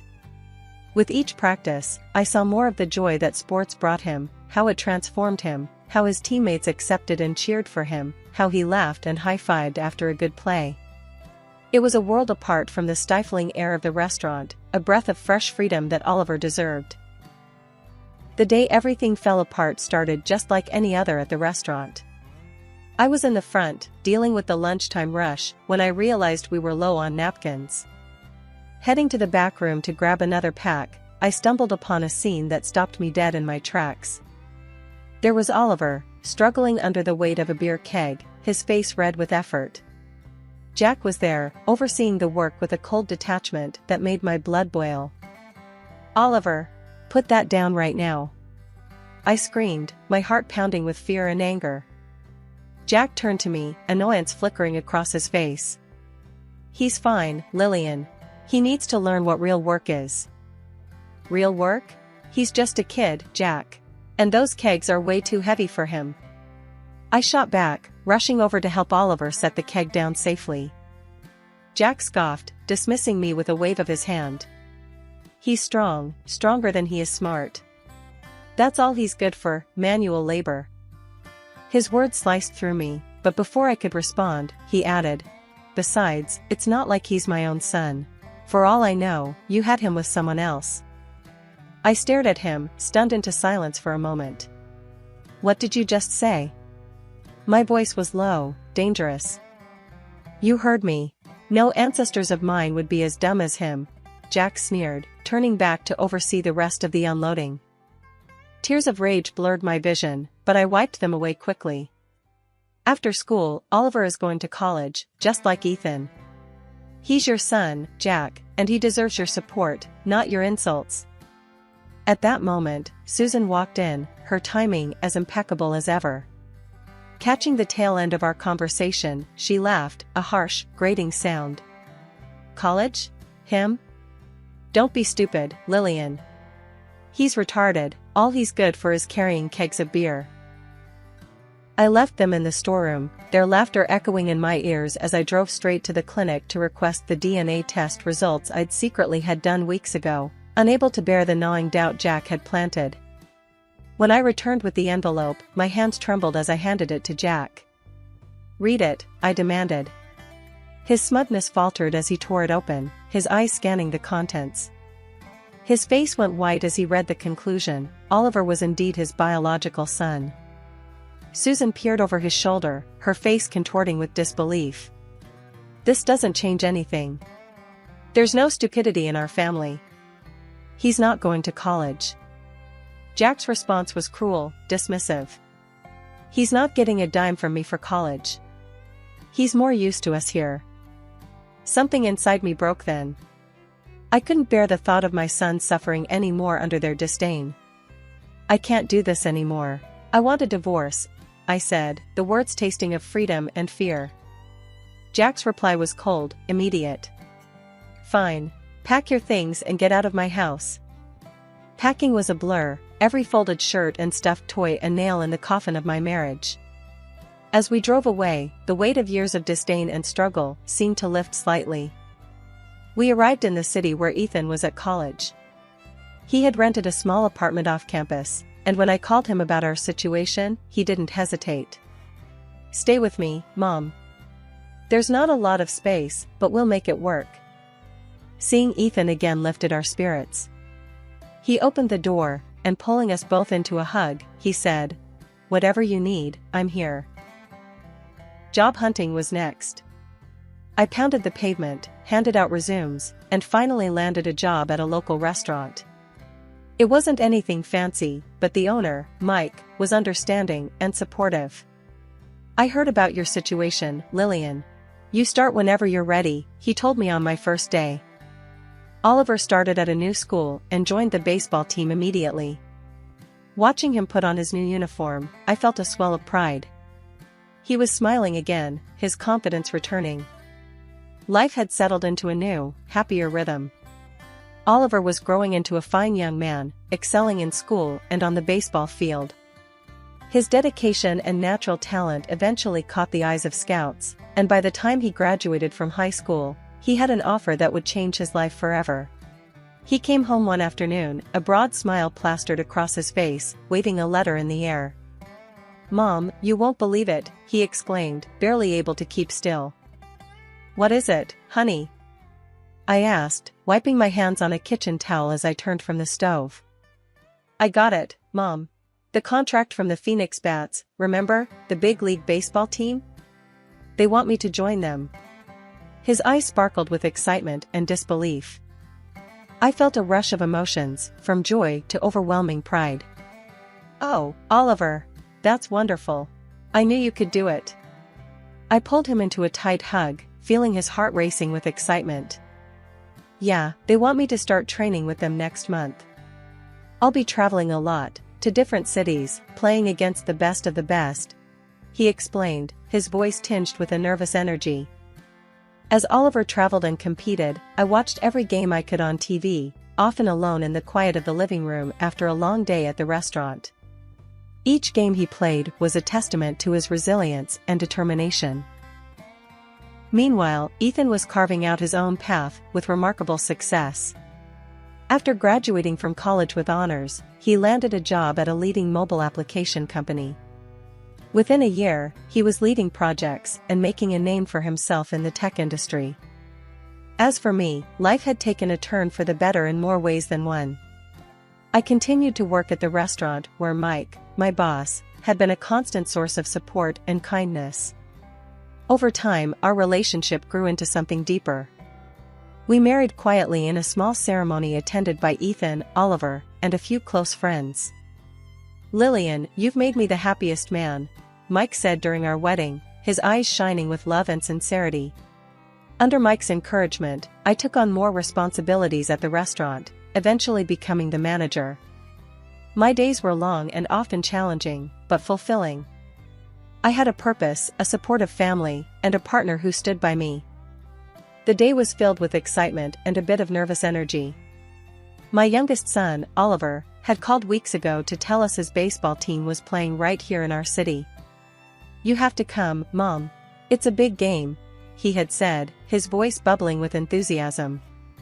Mike, Ethan, and I arrived at the stadium, the stands buzzing with anticipation. We found our seats just as the game was starting, and the energy from the crowd was electric. Oliver was on fire that day, his pitches clean and strong. The game was tight, but in the end, Oliver's team clinched the win thanks to his record-breaking throw. It was the strongest throw in the history of the team, and the crowd went wild, standing and cheering as Oliver was congratulated by his teammates and coaches. As the applause continued, a disturbance at the edge of the field caught everyone's attention. An elderly bald man and an older woman made their way onto the field, the former waving some papers in the air. The camera panned to them, their images appearing on the big screen. It was Jack and Susan. "That's our boy. Our blood," Jack shouted as he tried to reach Oliver. Oliver stopped and stared at them, then took a step back as Jack reached out to hug him. Oliver's voice was firm and carried over the microphone. "No, you are not my dad. My family is my mom, my brother, and Mike, whom I love." The audience burst into applause, supporting Oliver's stand. Susan, never one to give up easily, started yelling, "We want your money. You owe us." Oliver shook his head, resolute. "I owe you nothing. You were never there for me when I needed you." Security quickly intervened, escorting Jack and Susan off the field while the crowd cheered Oliver's bravery and honesty. As we prepared to leave the stadium, Jack and Susan, having been ejected, were waiting by the gate. "The restaurant's gone under. We need help, Lillian," Jack pleaded, desperation in his voice. "No, Jack. It's over. You made your choices," I replied, feeling Ethan's hand squeeze my shoulder in support. Jack's face turned red with anger, and he stepped towards me, but Mike stepped in front of me protectively. "You need to leave and stay out of their lives," he said firmly. Jack hesitated, glanced at the security nearby, and finally backed down.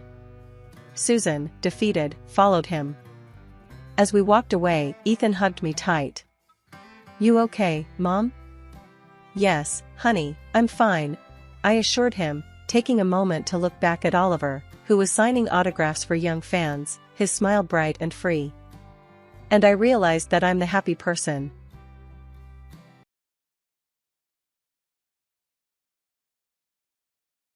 I'm Sarah, a 30-year-old IT specialist, and I'd been pretty much buried in my tech world at a large company. Life was about as predictable as it gets until a call from an old friend shook things up. It was about our high school reunion. I got there a bit late, thanks to a last-minute bug I had to squash at work, but the place was already buzzing with laughter and loud conversations. I recognized faces, now a little rounder or leaner, hairlines receding, and fashion senses, well, let's just say some were better left in the past. "Sarah, over here." Lisa, ever the loudmouth even back in school, waved from across the room. She hadn't changed a bit, still as flashy and flamboyant as ever.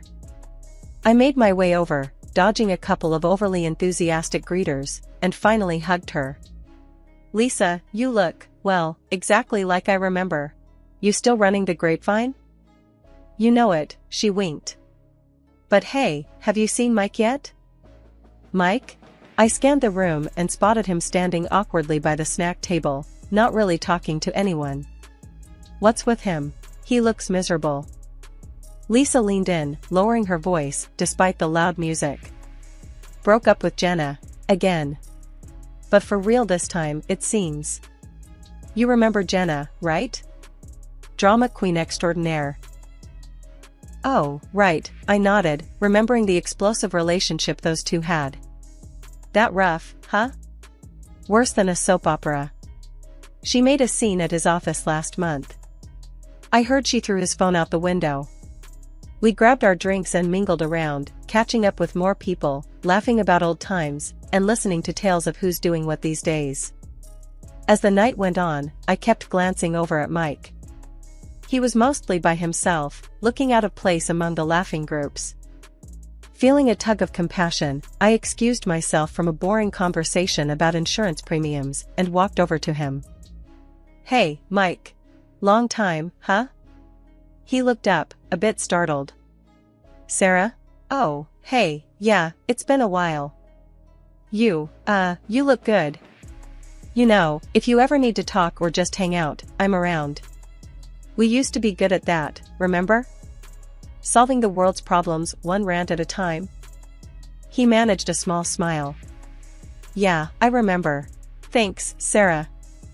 After the reunion, life sort of just plodded along for a week or so. I was back at my desk, buried under code and upcoming project deadlines. Honestly, I hadn't thought much about Mike or the reunion until my phone buzzed one evening while I was sprawled on the couch binge-watching some show. Hey Sarah, it's Mike. Got a minute? His voice sounded a bit hesitant. Sure, Mike. What's up? I muted the TV, my interest peaked. I was just thinking about the other night at the reunion. We didn't really get much of a chance to catch up. How about we meet for coffee this weekend? Cafe Cornerstone. The rest of the week crawled by, but finally, Saturday came. I found Cafe Cornerstone nestled between a bookstore and a bakery. Its quaint setup with cozy nooks seemed ideal for long conversations. Mike was already there, seated at a back table with 2 coffees and a slightly anxious smile. Hey, you made it, he stood up as I approached, pulling out a chair for me. Hope you like caramel macchiato.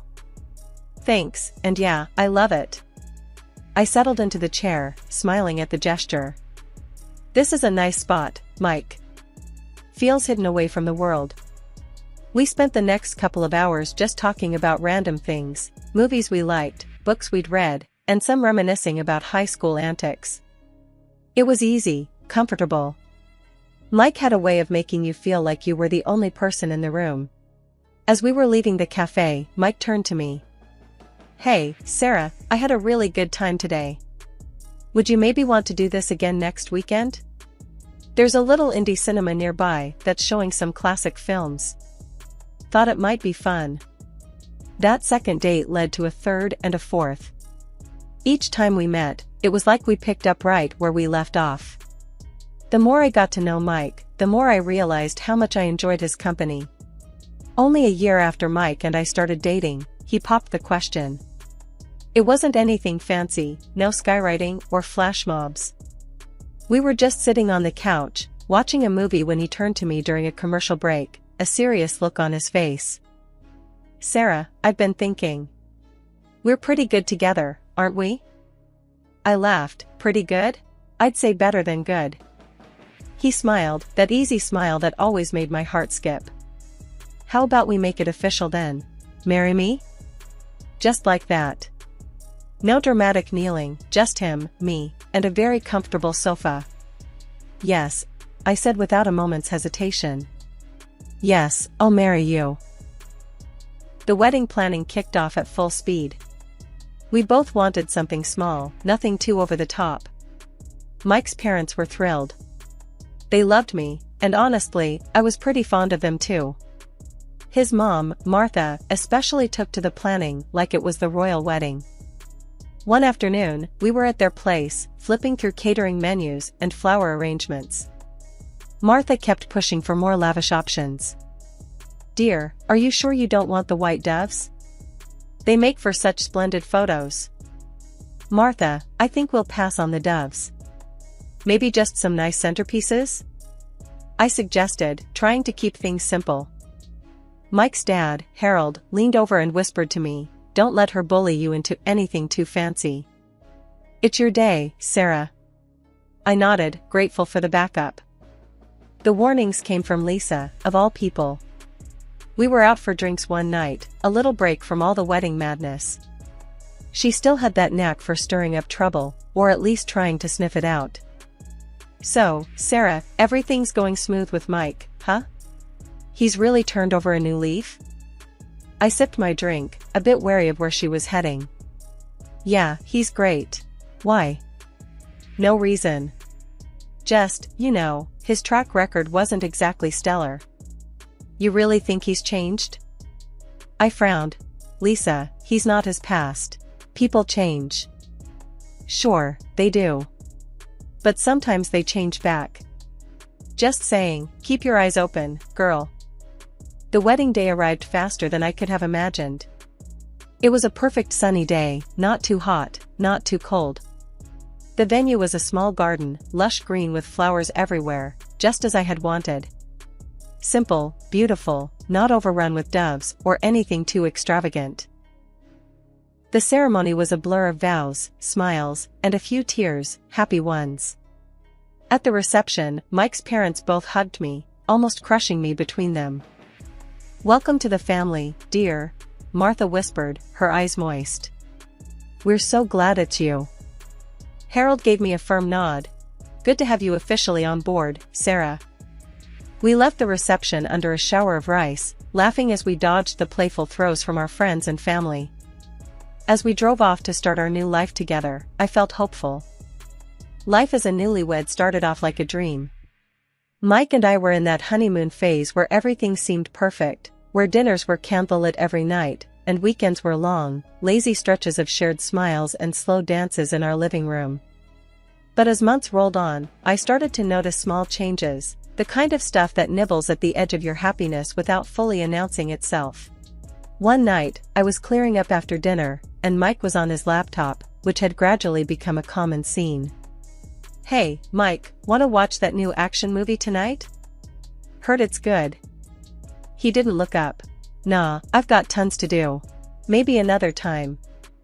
It wasn't just the brushed-off movie plans.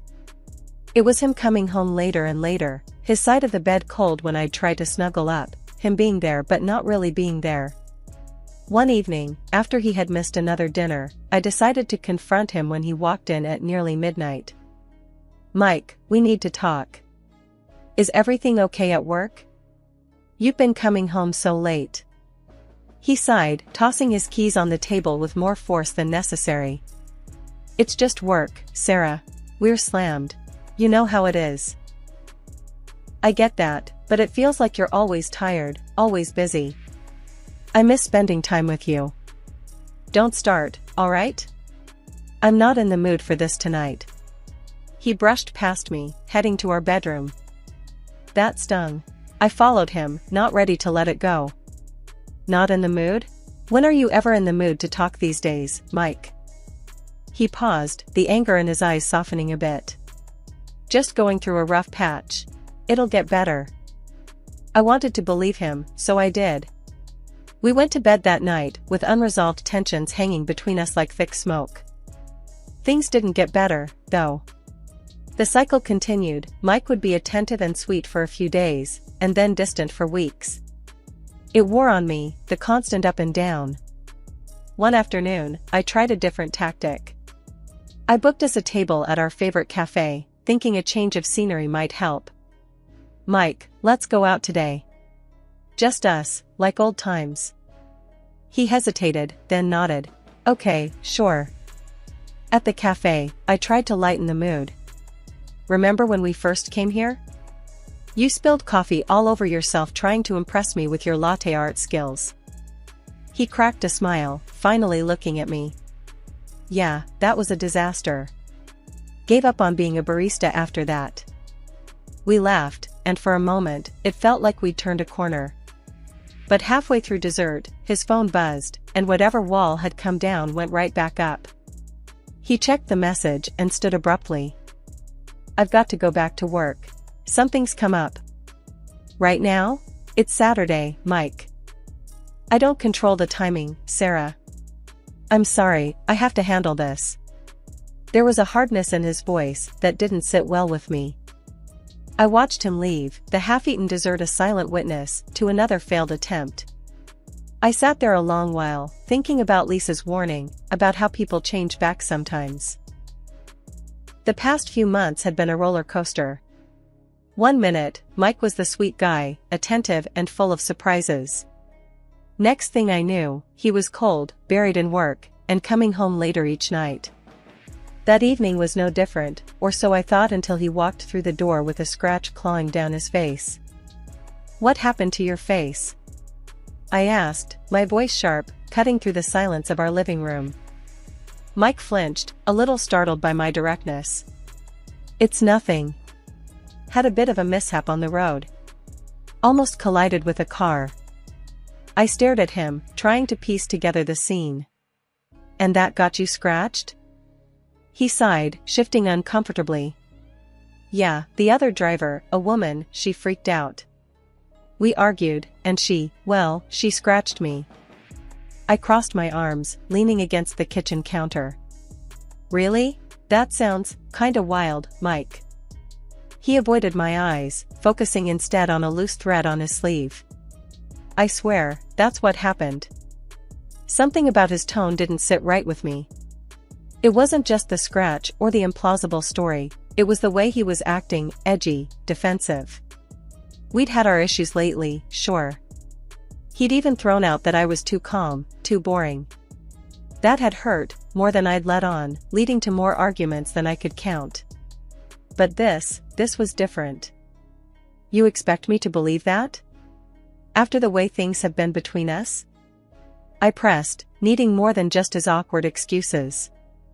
"Sarah, please, I don't want to fight." He finally met my gaze, his face a mix of frustration and pleading. I shook my head, feeling a mix of anger and sadness. "Neither do I, Mike. But you come home looking like you've been in a bar fight, and you tell me it was some random woman on the road?"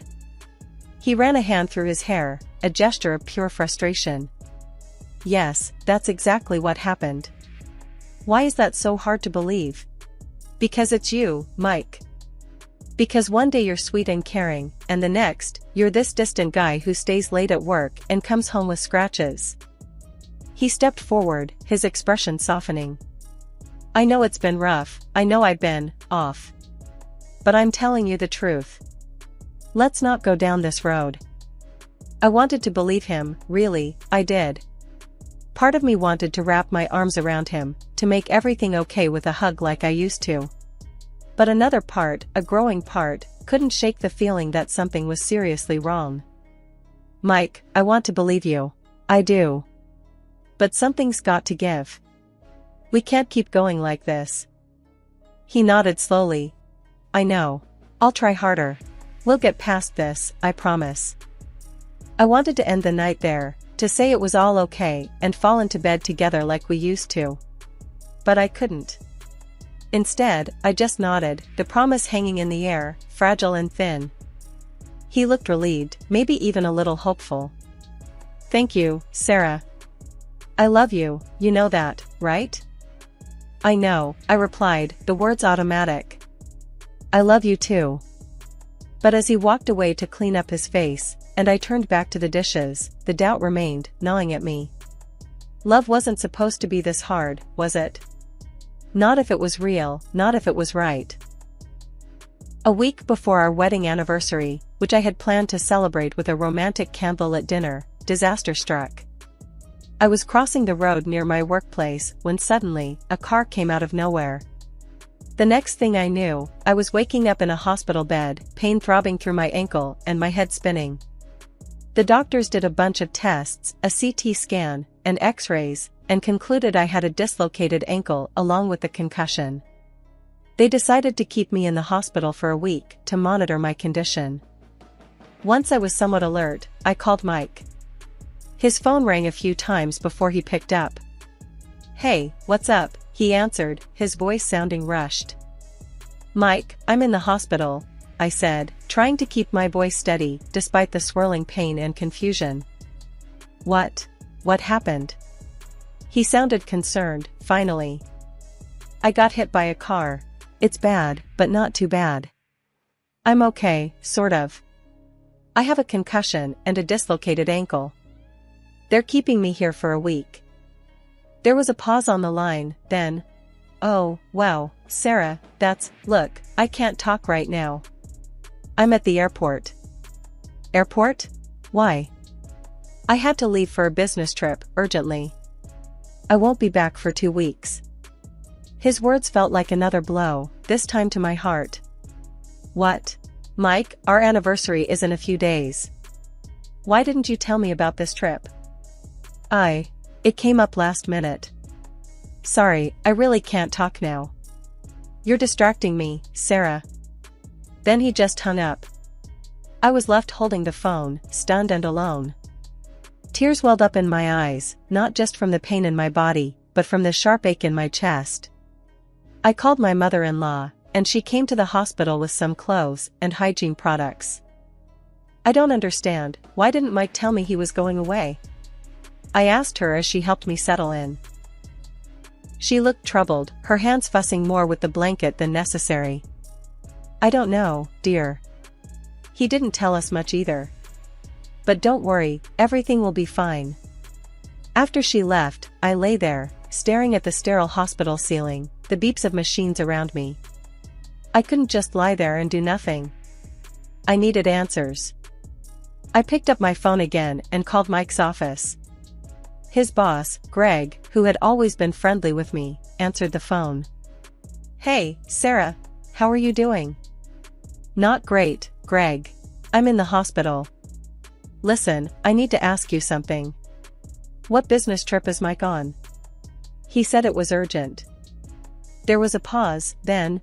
Business trip? Sarah, Mike isn't on a business trip. He took a personal leave for 2 weeks. Said he needed some time off, no details given. I hung up, the cold realization settling in. Mike lied. He wasn't on a business trip. He had left on purpose, right before our anniversary, and right when I ended up in the hospital. I needed to talk to someone who might know more, so I called Lisa, my classmate who knew everything about everyone. Hey, Lisa, it's Sarah. Listen, have you heard anything about Mike recently? There was a brief pause. You sure you want to know? Just spill it, I pressed, bracing myself. Okay, well, he's been seen around with Jenna again. You know, the ex. And not just friendly meetups, if you catch my drift. Everything started to make sense, the mood swings, his sudden disinterest, and the scratches. It wasn't just random stress, it was Jenna's drama pulling him back in. I was still processing this when my phone rang. It was Mike. Sarah, babe, I need your help. Help? My voice was icy. What kind of trouble are you in now, Mike? We're in Mexico, Jenna and I. We got into a fight, and it got out of hand. We're detained by the police. I couldn't help but laugh, bitter and sharp. You're in jail? You skipped our anniversary, left me alone while I'm in a hospital, to go to Mexico with her? And now you want my help? Sarah, please, this is serious. We need money for a lawyer, and there's a huge fine. The audacity of his request after everything was astounding. No, Mike. You made your bed. Now lie in it. I said, cutting him off mid-plea. I called his parents next, needing them to understand the gravity of their son's choices. Mom, it's Sarah. I need to tell you about Mike. His mom, always kind and understanding, listened as I explained the situation. By the end, her voice was heavy with disappointment. I can't believe he would do this. His father and I. We won't help him this time. He needs to learn. After hanging up, I lay back on my pillow, staring at the sterile white ceiling, feeling the finality of everything wash over me. Mike and I were done. The love I had for him, the life I thought we were building, it was all based on illusions, fragile and fleeting as morning mist. The next few days in the hospital gave me time to think about what I wanted next. Without the constant drama and heartache, I felt a sense of peace I hadn't realized was missing. It was over with Mike, and that was okay. It had to be. A week after I got out of the hospital, I was adjusting to the quiet of my own home when Mike unexpectedly showed up at the door. He looked thin and worn out, a far cry from the man who had flown to Mexico, and his face twisted with anger the moment he saw me. "You left me to rot in that jail," he burst out as soon as I opened the door. "How could you do that to me?" I couldn't help but laugh, not because it was funny, but because of the absurdity of it all. "Me? Leave you? Mike, you dug that hole all by yourself. And just so you know, I'm filing for divorce. And yes, I will be seeking compensation for your betrayal." His face went pale, the anger shifting to panic. "You can't do that, Sarah. We can sort this out." "Sort this out? There's nothing left to sort, Mike. You've done enough." I was calm, more composed than I thought possible given the circumstances. I had gotten in touch with a lawyer the day I left the hospital. By then, she had already reached out to the Mexican authorities. They were surprisingly cooperative, providing all the necessary evidence of Mike's infidelity, including a signed statement from both him and Jenna about their relationship. Seeing Mike's desperation, I felt a mixture of pity and resolve. "You should have thought about sorting things out before you decided to cheat and lie, Mike. It's over." "But, Sarah, No buts. It's done. My lawyer has everything. The police, the testimonies, the photos, all of it." Mike slumped against the doorframe, defeated. "What about us? Our marriage? It ended the moment you decided to betray it. There's no us anymore, Mike. Only me and what I decide to do next. And right now, I decide to move on." With that, I closed the door on him, literally and metaphorically. Over the next few weeks, the divorce proceedings moved quickly, thanks to the overwhelming evidence. I received a substantial settlement, not as a victory but as a compensation for the betrayal and the upheaval it caused in my life. I moved out of our shared home, finding a new place where I could start fresh. It was smaller, but it was mine, filled only with things and memories I chose. Lisa, ever the source of local news, kept me updated on Mike's situation. He was still with Jenna, and their relationship was as tumultuous as ever. "They're always fighting, always making a scene. Police have been called a few times already," she told me one afternoon over coffee. "Let them have each other," I said, sipping my latte. "I'm better off. I'm back at work, diving into projects.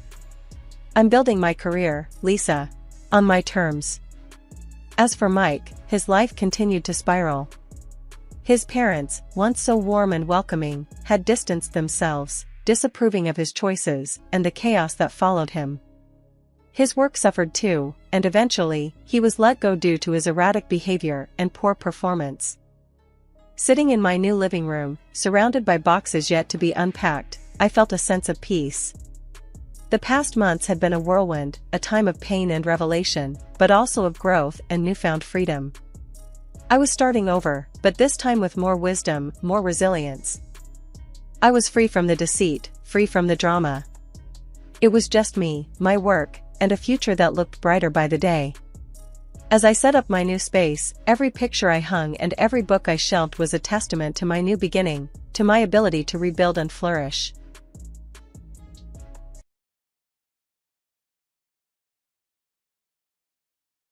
My name is Robin. It was just another sweltering summer day, the kind where you feel the sun drilling into your back even through your shirt. I'd been on shift since 5 in the morning, 3 serious calls before noon, and I was looking forward to clocking out.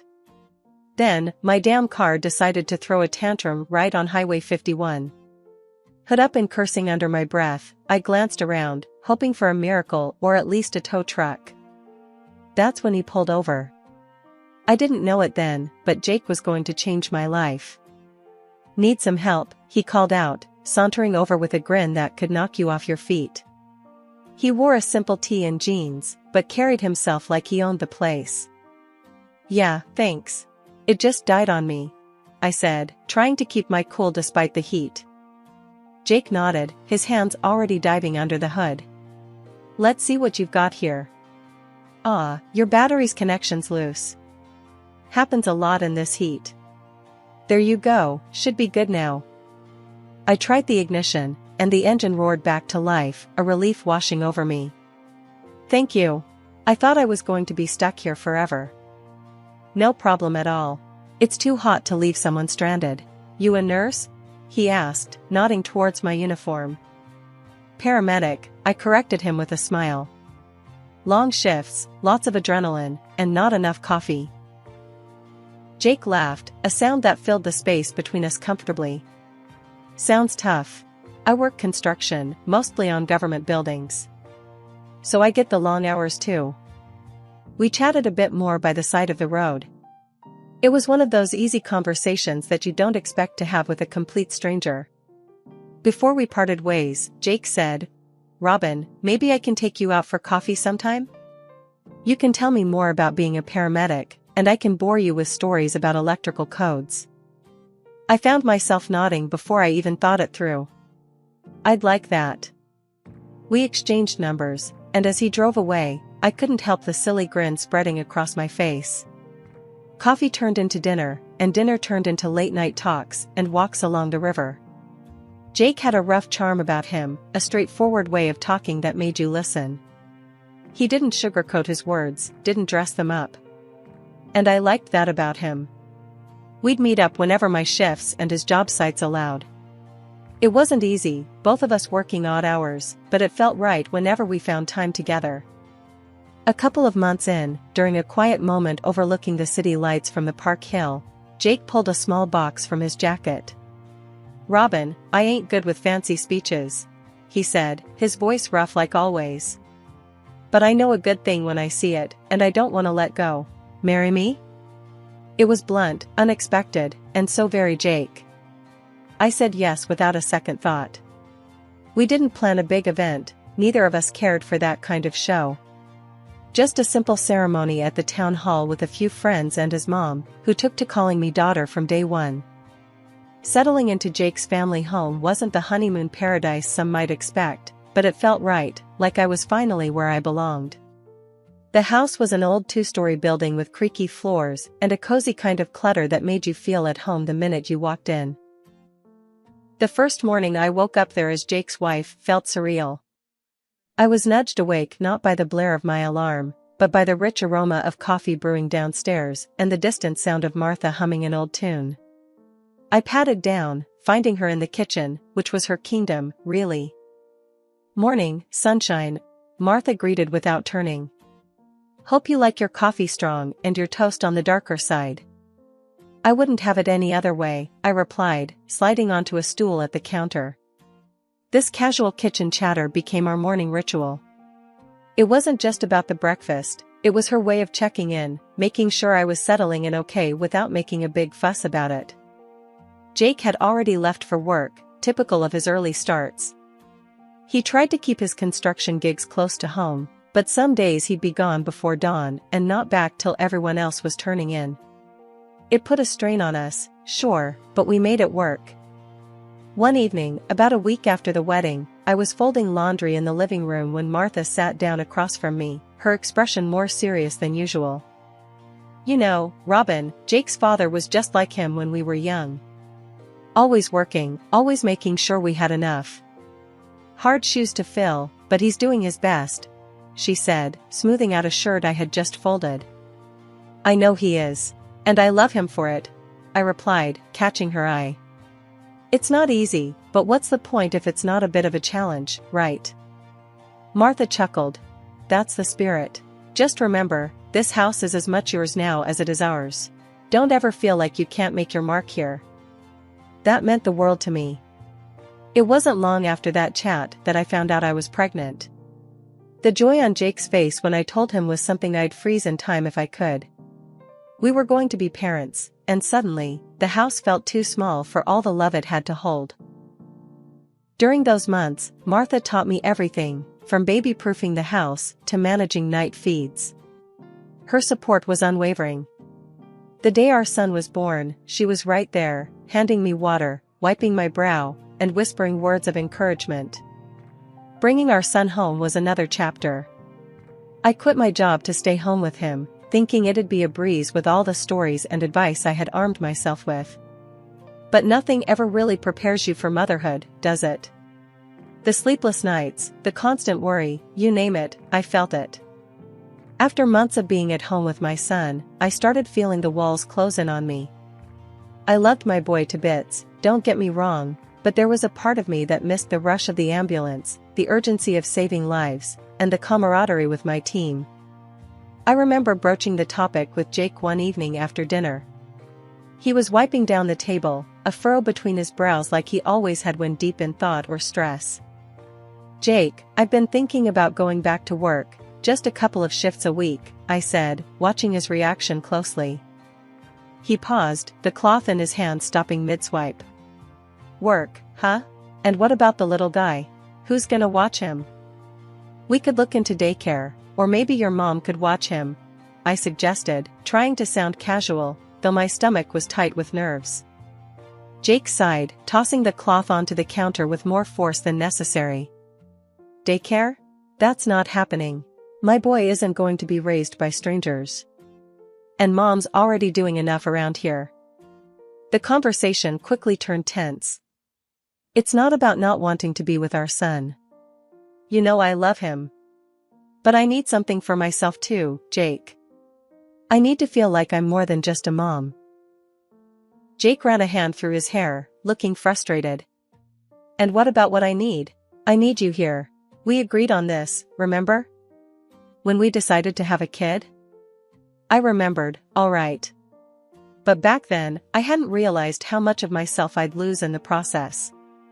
"Things change, Jake. I didn't know I'd feel this way." He didn't respond right away, just stared out the window at the darkening yard. Finally, he muttered, "Fine, Robin, do what you gotta do. But we're not doing daycare."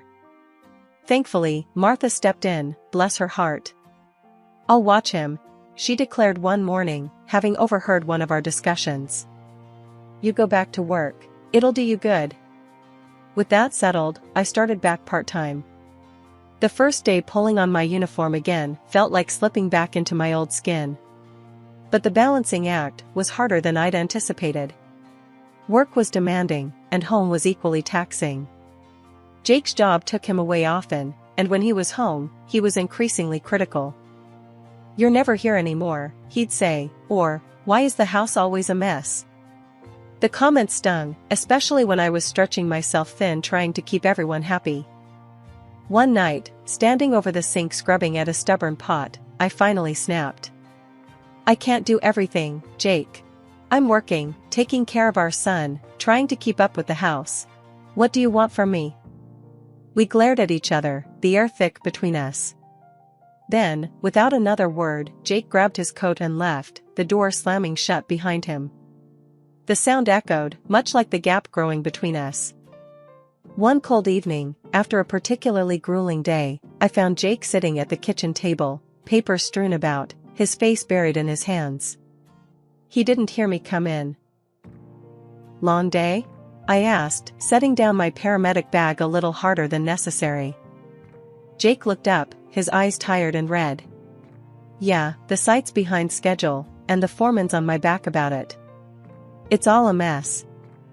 I poured myself a glass of water, feeling the weight of my own day bearing down. "Tell me about it." "Had a kid, no older than ours, come in with a broken arm. The screams, just takes it out of you." Jake nodded but was silent. It was like he was there but not really. I missed him, missed us talking. The real test came when my mother-in-law's health took a turn for the worse. It was a Tuesday when I got the call from the clinic. They said she needed to come in for some tests. They'd found something during a routine checkup. Something serious. I was folding laundry when I told Jake. His reaction was nothing like I expected. "A brain tumor? So, what are they gonna do about it?" His voice was devoid of warmth, practical to a fault. "They're not sure yet. More tests. Maybe surgery. I explained, trying to keep my own fear in check. And how are you planning to juggle that with everything else? He asked, his tone almost accusatory. I don't know, Jake. But she's your mother. We have to do something. I snapped back, frustration boiling over. Great, just great, he muttered, rubbing his temples. Just what we need, more complications. It felt like his empathy had evaporated when I needed him most. The following weeks were a blur of hospital visits, doctor's consultations, and trying to maintain some semblance of normalcy at home. Jake rarely came with me to see his mom. It was always, I've got to work, or I'm too tired tonight. One evening, after I'd spent several hours at the clinic, I came home to find Jake on the couch, watching TV. How's Mom? He asked without looking away from the screen. Not great. She might have to stay for observation, I said, dropping onto the couch beside him, exhausted. Jake sighed. Well, you're the medical expert, Robin. You handle it. His words felt like a slap. I am handling it, Jake. But she's your mother. Don't you think you should be a bit more involved? He turned then, his face hard and cold. Look, I've got enough on my plate. You wanted to go back to work, you deal with it. That night, we went to bed angry and distant. The gap between us grew each day, filled with unspoken resentments and exhaustion. I lay awake, listening to his steady breathing, wondering how we had gotten here, to this place where even compassion seemed too much to muster. The tumor was inoperable, and the decision to bring Martha home was filled with a mix of dread and determination. I knew it wasn't going to be easy, especially with everything else on my plate, but family is family. The house was filled with the constant, underlying scent of medicine that seemed to permeate everything. Jake seemed to shrink away more and more with each passing day. He barely looked at his mother, and when he did, his face twisted into a scowl that didn't sit right with me. Can't you open a window here? It smells like a hospital, Jake complained one evening as he walked through the living room, his nose wrinkled in disgust. It's the smell of her medication. She needs them, Jake. Try a little compassion, huh? I shot back, my patience wearing thin. His response was a grunt as he grabbed his coat and headed for the door. I'm going out. I can't deal with this tonight. And just like that, I was left alone again, to manage the household, care for our son, and now, nurse my ailing mother-in-law. During the day, while my son was at school and I wasn't working a shift, I spent hours with Martha, reading to her, managing her medications, and talking about old times. She had become more than a mother-in-law to me, she was a confidant, a friend. One afternoon, as I was adjusting her pillows, she took my hand and looked at me with those wise old eyes that seemed to see right through you. You have been my strength, Robin, she said softly. I'm sorry for how my son has turned out. He wasn't always like this. I squeezed her hand, trying to swallow the lump in my throat. It's not your fault, Martha. We all make our own choices. She smiled weakly. Still, I wish things were different. But I've got something planned for you. A little surprise. Just wait and see. Before I could ask her to explain, she drifted off to sleep, leaving me puzzled but grateful for her words. As her condition worsened, it became clear that she couldn't stay at home any longer. The day came to move her to a hospice, a place equipped to handle her needs round the clock. I remember packing a small bag of her things, her favorite blanket, and some books. Jake was conspicuously absent, his presence shrinking more with each day. At the hospice, I tried to make her room as homely as possible. My son, who had just turned 7, was with me. He was quiet, sensing the gravity of the situation, but not fully understanding it. When Martha woke and saw us, her face lit up, a stark contrast to the sterile white of her room. She motioned for my son to come closer and handed him a brand new phone. Here, my boy. A gift for you. Think of me when you use it. My son was overjoyed, his small face breaking into a wide grin. Thank you, Grandma. He hugged her gently, then sat beside her bed, setting it up. A month later, Martha died quietly in her room. It had been a week of sorrow, organizing a funeral that Jake couldn't bother to attend because of a so-called urgent business trip. Alone, I managed every detail and bore the cost of saying goodbye to the woman who had become more mother than mother-in-law. It was a small service, just a few close friends and relatives who knew her well. I stood there, holding our son's hand, feeling the weight of the absence of her own son. Late one night not long after, Jake stormed in. The noise of the door banging open jolted me awake. He wasn't alone. A woman was with him, her smirk as chilling as the night air that swept in with them. "This is Cheryl," he introduced without preamble, his words slurred and clumsy. "My fiancé. We're getting married as soon as you're out of the picture." I sat up, pulling the sheets around me, my mind racing. "What are you talking about, Jake? What do you mean?" He tossed a stack of papers onto the bed, divorce papers. "I want you out, Robin, tonight. I've waited long enough. Mom's gone, and there's no reason to pretend anymore." The room spun, my heart thudding painfully against my chest. "Out? Jake, where are we supposed to go? What about our son?" Jake glanced at Cheryl, who looked around our bedroom like she was already redecorating it in her mind. "He's your problem now. I'm done with both of you. Cheryl and we're starting fresh. We've got plans." I could barely speak, my voice a whisper of disbelief. "You want to throw out your own son? Your mother just..." "Enough about my mother." His voice cut through the air, sharp and cold. "She's gone, and good riddance. It made my life hell having her sick here." Cheryl laughed, a sound that was sharp and cruel. "Honey, let's not waste time here. She's not worth it." With trembling hands, I took the papers. Each page was a nail in the coffin of our marriage. I signed them, not fully processing the lines and clauses, a part of me still in disbelief. I got up, my movements robotic, and started gathering essentials, documents, some clothes for me and our son, the little savings I had stashed away. When I entered our son's room, he wasn't asleep. He sat up in bed, his new phone in hand, his eyes wide and scared.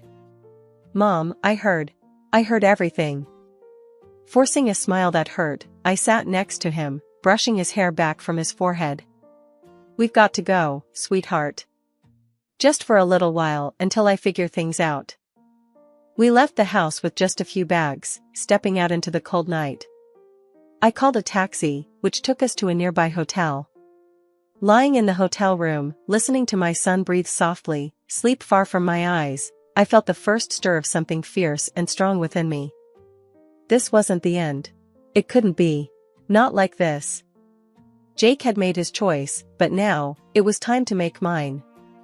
I met the next morning at the hotel in a disassembled state. But life went on. As I was getting ready to take my son to school, he stopped me with a serious look I'd never seen on his face before. "Mom," he said, holding up his phone, "I recorded something last night. You need to see this."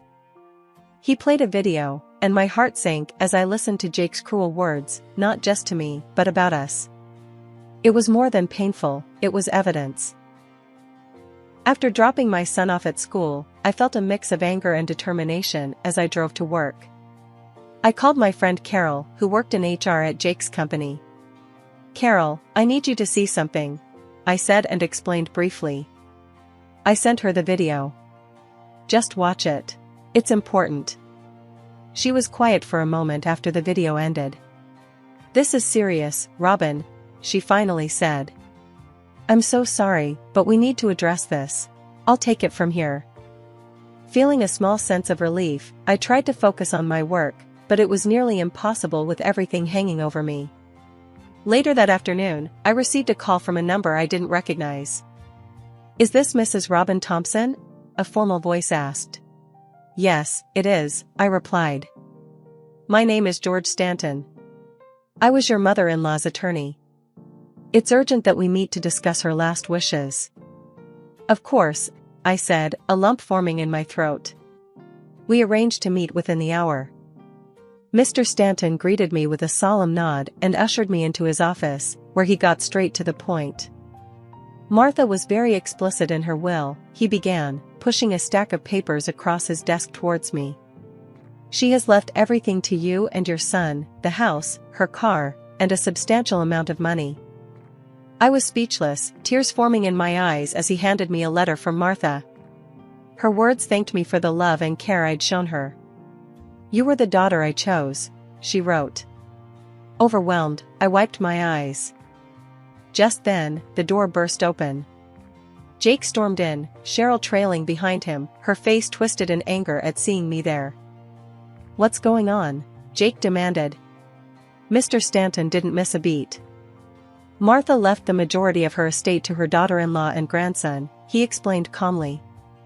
"You've been bequeathed the contents of the garage." Jake's face turned red, his anger palpable. "This is nonsense. I'll contest this." Mr. Stanton politely replied, "There's no money coming to you, sir. Everything was left to Mrs. Thompson. Any attempt to contest this will likely be futile and costly." Cheryl's interest visibly waned. She looked at Jake and then at the plain surroundings of the office. "I'm not sticking around for this. I don't need a penniless lover," she muttered and walked out, her high heels clicking sharply on the floor. Jake looked as if he might explode. "This isn't the end," he spat at me before turning and leaving, slamming the door behind him. As I left Mr. Stanton's office, the papers clutched in my hand felt like a shield. Martha's final gift had given me more than just material security, it gave me a measure of justice, and for the first time in a long while, a genuine hope for the future. I never thought I'd find myself in a courtroom arguing for a divorce I didn't initially want, but life has a funny way of throwing you curveballs. Jake had done a complete 180 when he realized what he stood to lose, not just me and our son, but the comfortable life in the house and the wealth left by his mother. On the day of the hearing, the courtroom was stiff and formal, a stark contrast to the chaos of my emotions. Jake was there, looking worn but determined, a sharp-dressed lawyer by his side. When it was his turn to speak, he stood up, his voice shaky. "I've made mistakes, big ones, and I'm sorry. I don't want to lose my family. I want to make things right with my wife and son," he pleaded, his eyes darting around the room but mostly avoiding mine. I listened, feeling a mix of pity and anger. When it was my turn, my lawyer handed me the phone. "Your Honor, I wish things could be different. But I believe this video will show why that's not possible," I said, my voice steady despite the trembling in my hands. The judge watched the video, his expression growing tighter with each passing second. When it ended, he looked over at Jake, his face hard with barely concealed contempt. "This court sees no reason to deny the petition for divorce. It's clear that the relationship has suffered irreparably." In the weeks that followed, the fallout for Jake was worse than I expected. The video not only secured my divorce, but also rippled through his life like a shockwave. Carol, my friend from HR, had made sure the right people saw his behavior. Jake's company transferred him to another branch, a demotion in all but name, and slashed his salary. Cheryl, the assistant manager and the woman he'd left me for, was fired for her misconduct and fined heavily by the company. Life at home started to settle into a new normal. I went back to work as a paramedic, something that grounded me and gave me purpose beyond the courtroom and the drama. One evening, after a particularly tough shift, my son and I sat on the porch of our big, beautiful house, the house Martha left us. He was doing his homework, and I was sipping on a well-deserved cup of tea, watching the sunset. "Mom, are you okay?" he asked, looking up from his books with those thoughtful eyes so much like his grandmother's. "I am, baby. Better than okay," I answered, smiling. "We've got each other, and we've got a home. That's more than enough." He smiled, went back to his homework, and I turned my face back to the fading light. The evening was peaceful, the kind of peace that comes after a storm, when everything is washed clean, and the world looks fresh and bright.